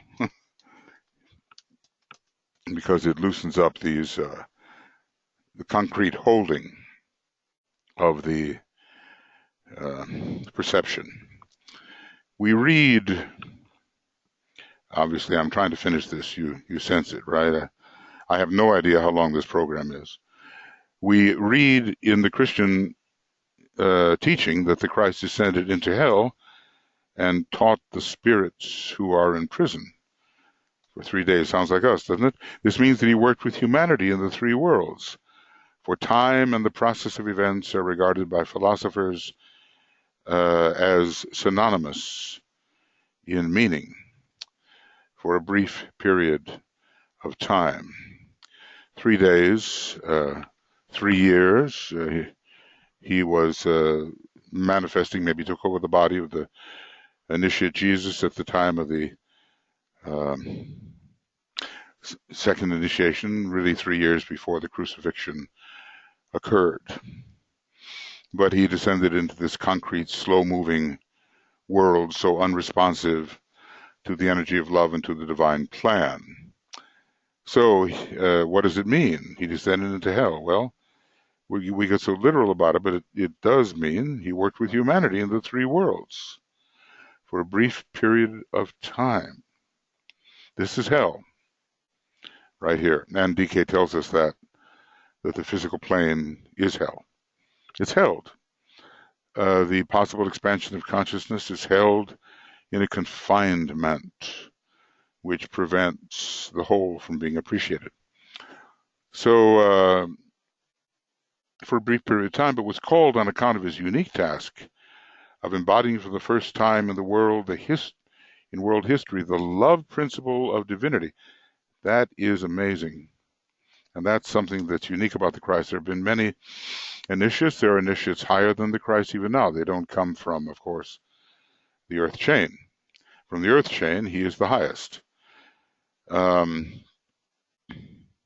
love principle of divinity, to be head of the hierarchy. He was called to be head of the hierarchy, but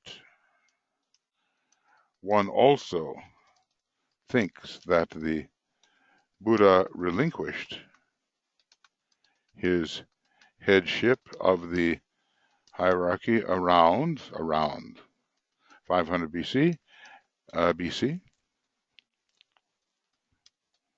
Come on. And the Lord Maitreya took over, but maybe it was in a more active way that he was called. Anyway, it's been my impression, certainly been my impression that ever since around 500 BC, or the apparent death of the Buddha, a little before that, of course, that the Christ has in fact been head of the hierarchy, but maybe called towards a still more demanding headship. There are many points that will need interpretation as we work and getting the chronology straight and what actually did happen. Lots of facts are liable to slip between the cracks as we try to understand. The same concept of working in the three worlds of physical plane existence in a cosmic sense is embodied for us in the phrase found in the New Testament. The veil of the temple was rent in twain from the top to the bottom. This, is developed very much in rule number 10. And the higher worlds could penetrate the three lower worlds when the Christ was responsible for this major rending, and he did it in an occult manner.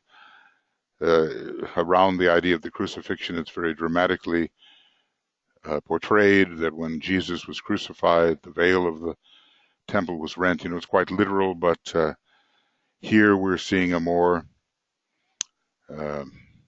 subtle interpretation of this phrase.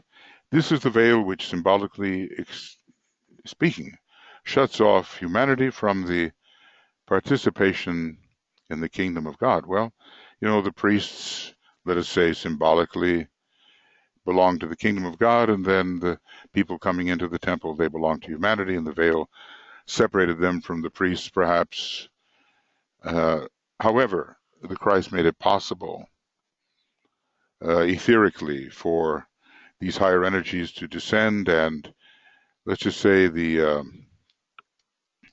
intercourse between hierarchy and humanity was greatly increased, and will be greatly more so in the immediate future, because the gods will walk with men. The hierarchy will walk with us. This was rent by the Christ. Chapter 10, Rule 10, and unique service which he rendered both to humanity and to the spiritual hierarchy. It's a service of induced, intimate relationship.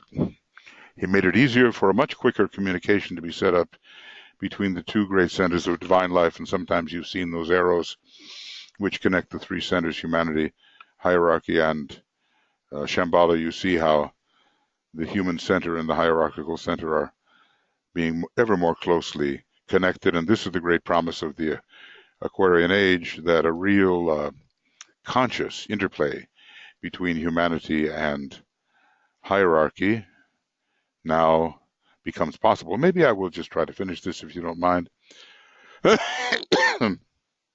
Excuse me. I would ask you to ponder this initiation of renunciation, let's just say, so important for the fourth kingdom of nature. Fourth, not first, though we are minerals and a way to some very higher lives.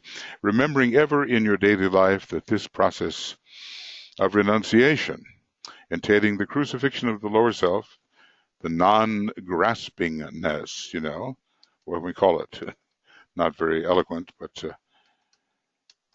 graspingness of the lower self.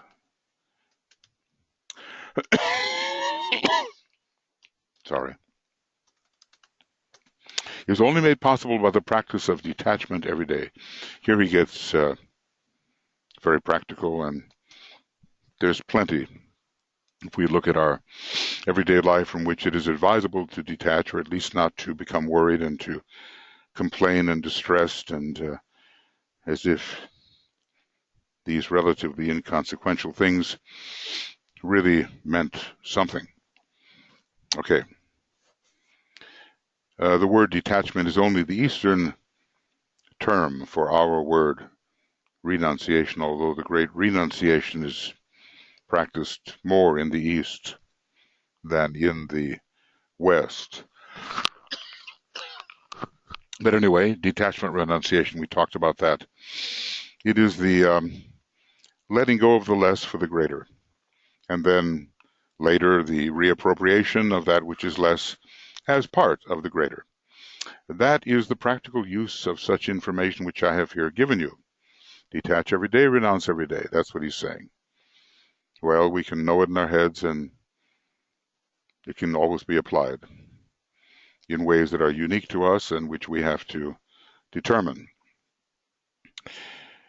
That is the practical use of such information which I have here given you. I would ask you also, curious as it may seem, to get used to crucifixion. That's a little harder, right? If you care to use that word, and many do not, to permit yourself to get accustomed to suffering with detachment. In other words, observing what's happening and not giving in to the suffering as if the suffering were the most real thing.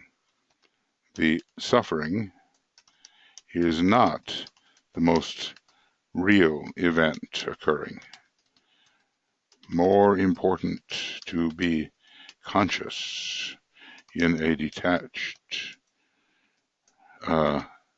manner and renounce excessive participation in the pain. Well, that takes some practice. I mentioned earlier Gandhi having his appendix removed without anesthetic, and I believe that was the case, and chatting amiably, quite conscious with the press while this was going on. Probably not so many of us would like to do that. Knowing here that the soul suffers not at all, and that there is no pain or agony for the master who has attained liberation. Lying ahead, there will be the leaving behind of the pain of misidentification. The masters of each and all renounce that which is material, even though they use it, they're not impractical. They have been lifted out of the three worlds by their own effort.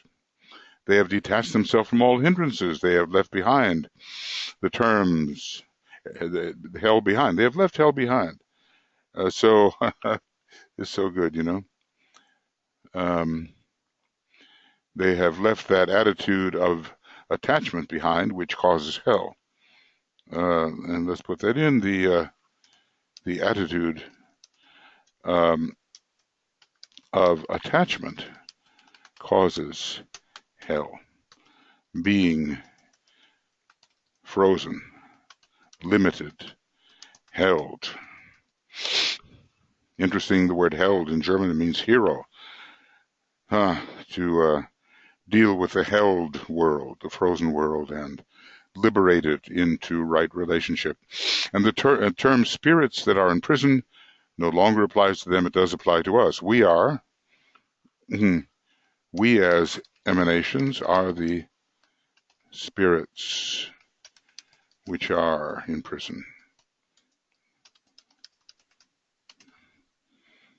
This they have done for no selfish purpose, not, just to be free of the pain and all that. In the early days of the probationary path, selfish aspiration is foremost in the consciousness of the aspirant. However, as he treads the path, and likewise the path of discipleship, he leaves all such motives behind. A minor renunciation. And his one aim, to, let's just say, leaving all selfish motive behind is minor and done at the second initiation. Selfishness is dealt quite a blow at the second initiation. And his one aim in seeking liberation and freedom from the three worlds is to aid and help humanity. He carries a staff with a crook to hold. It's in the old commentary. And those types of Buddhas who kind of march forward very much sometimes on the first ray, and they carry a staff without a crook to hold, so they don't stop for others. They just plow on into enlightenment.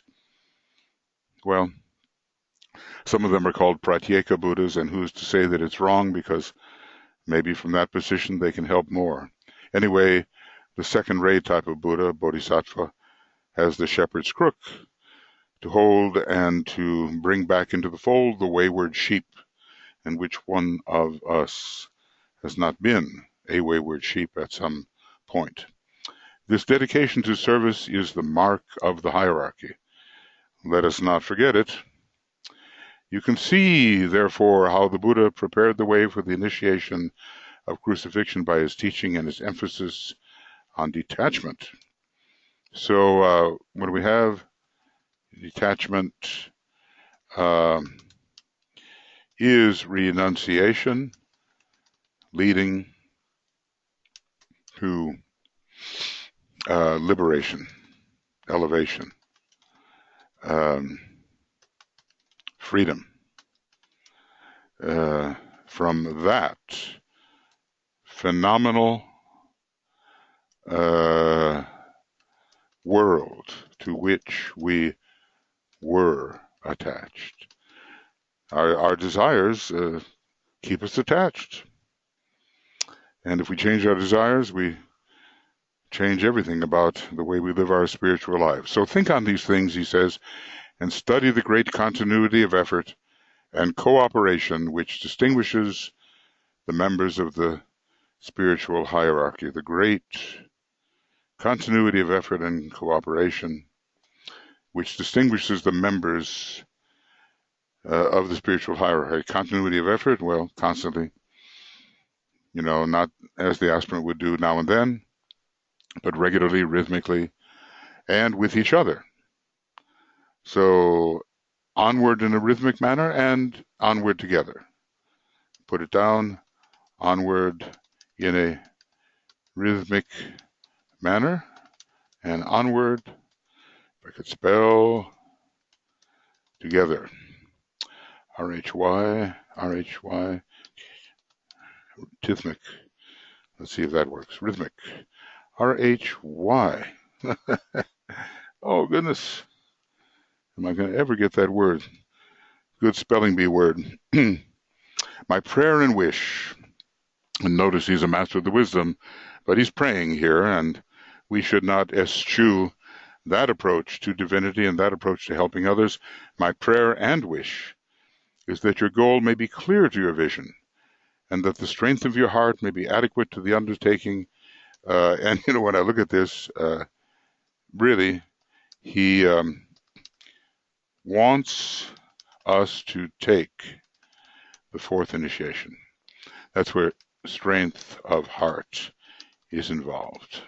And the heart center and the fourth ray and the fourth chakra,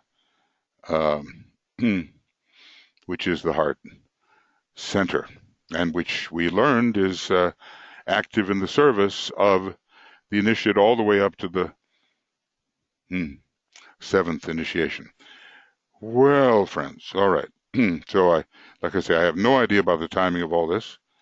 So this is the end of a Raise and Initiation webinar commentary number 96, and we are on some page or other. I think we started at 694 to 703, something like that.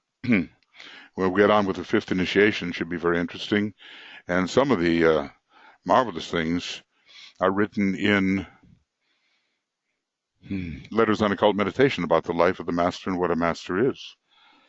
Would be worth doing some commentary on that, because it's for an early book, it's surprisingly complete and deep, and just not a book to toss off and understand with great ease.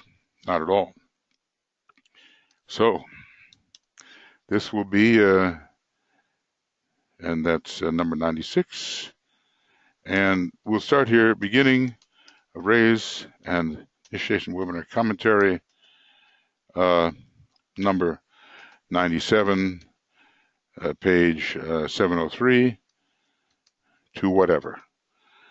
I did want to, it's been so long since I've been with you here doing this, and I allow whatever thought to come to my mind, and perhaps, if I was terribly systematic, it would be much more seventh ray coherent and so forth, but this is more the conversational approach to what Master DK said. It's a bit like having a study group, isn't it? And here are all these books, and do we really study them? That's the question. And here's the opportunity to do so. Study them deeply in anticipation of what will be offered in a few years from 2025 onward, installment number 3. But look, we have to have the foundation, and the foundation has been given. Have we assimilated it as we should? That is my question to myself and to you. Let's do that so we are ready for the next dispensation. And while we're doing it, we help others at whatever level they may be to take their next step in this great teaching. Okay, lots of love to everyone, and I'll convert this, send it to Brett, and he'll get it on to you. And I wouldn't necessarily suggest starting here unless you've already listened to the videos up to this point. Okay, because we have to have continuity, right? Continuity of effort, continuity. And we can't jump here and there. Have to be somewhat regular in our studies. Okay, friends, we'll be talking with you. Take care. All the best. Bye-bye.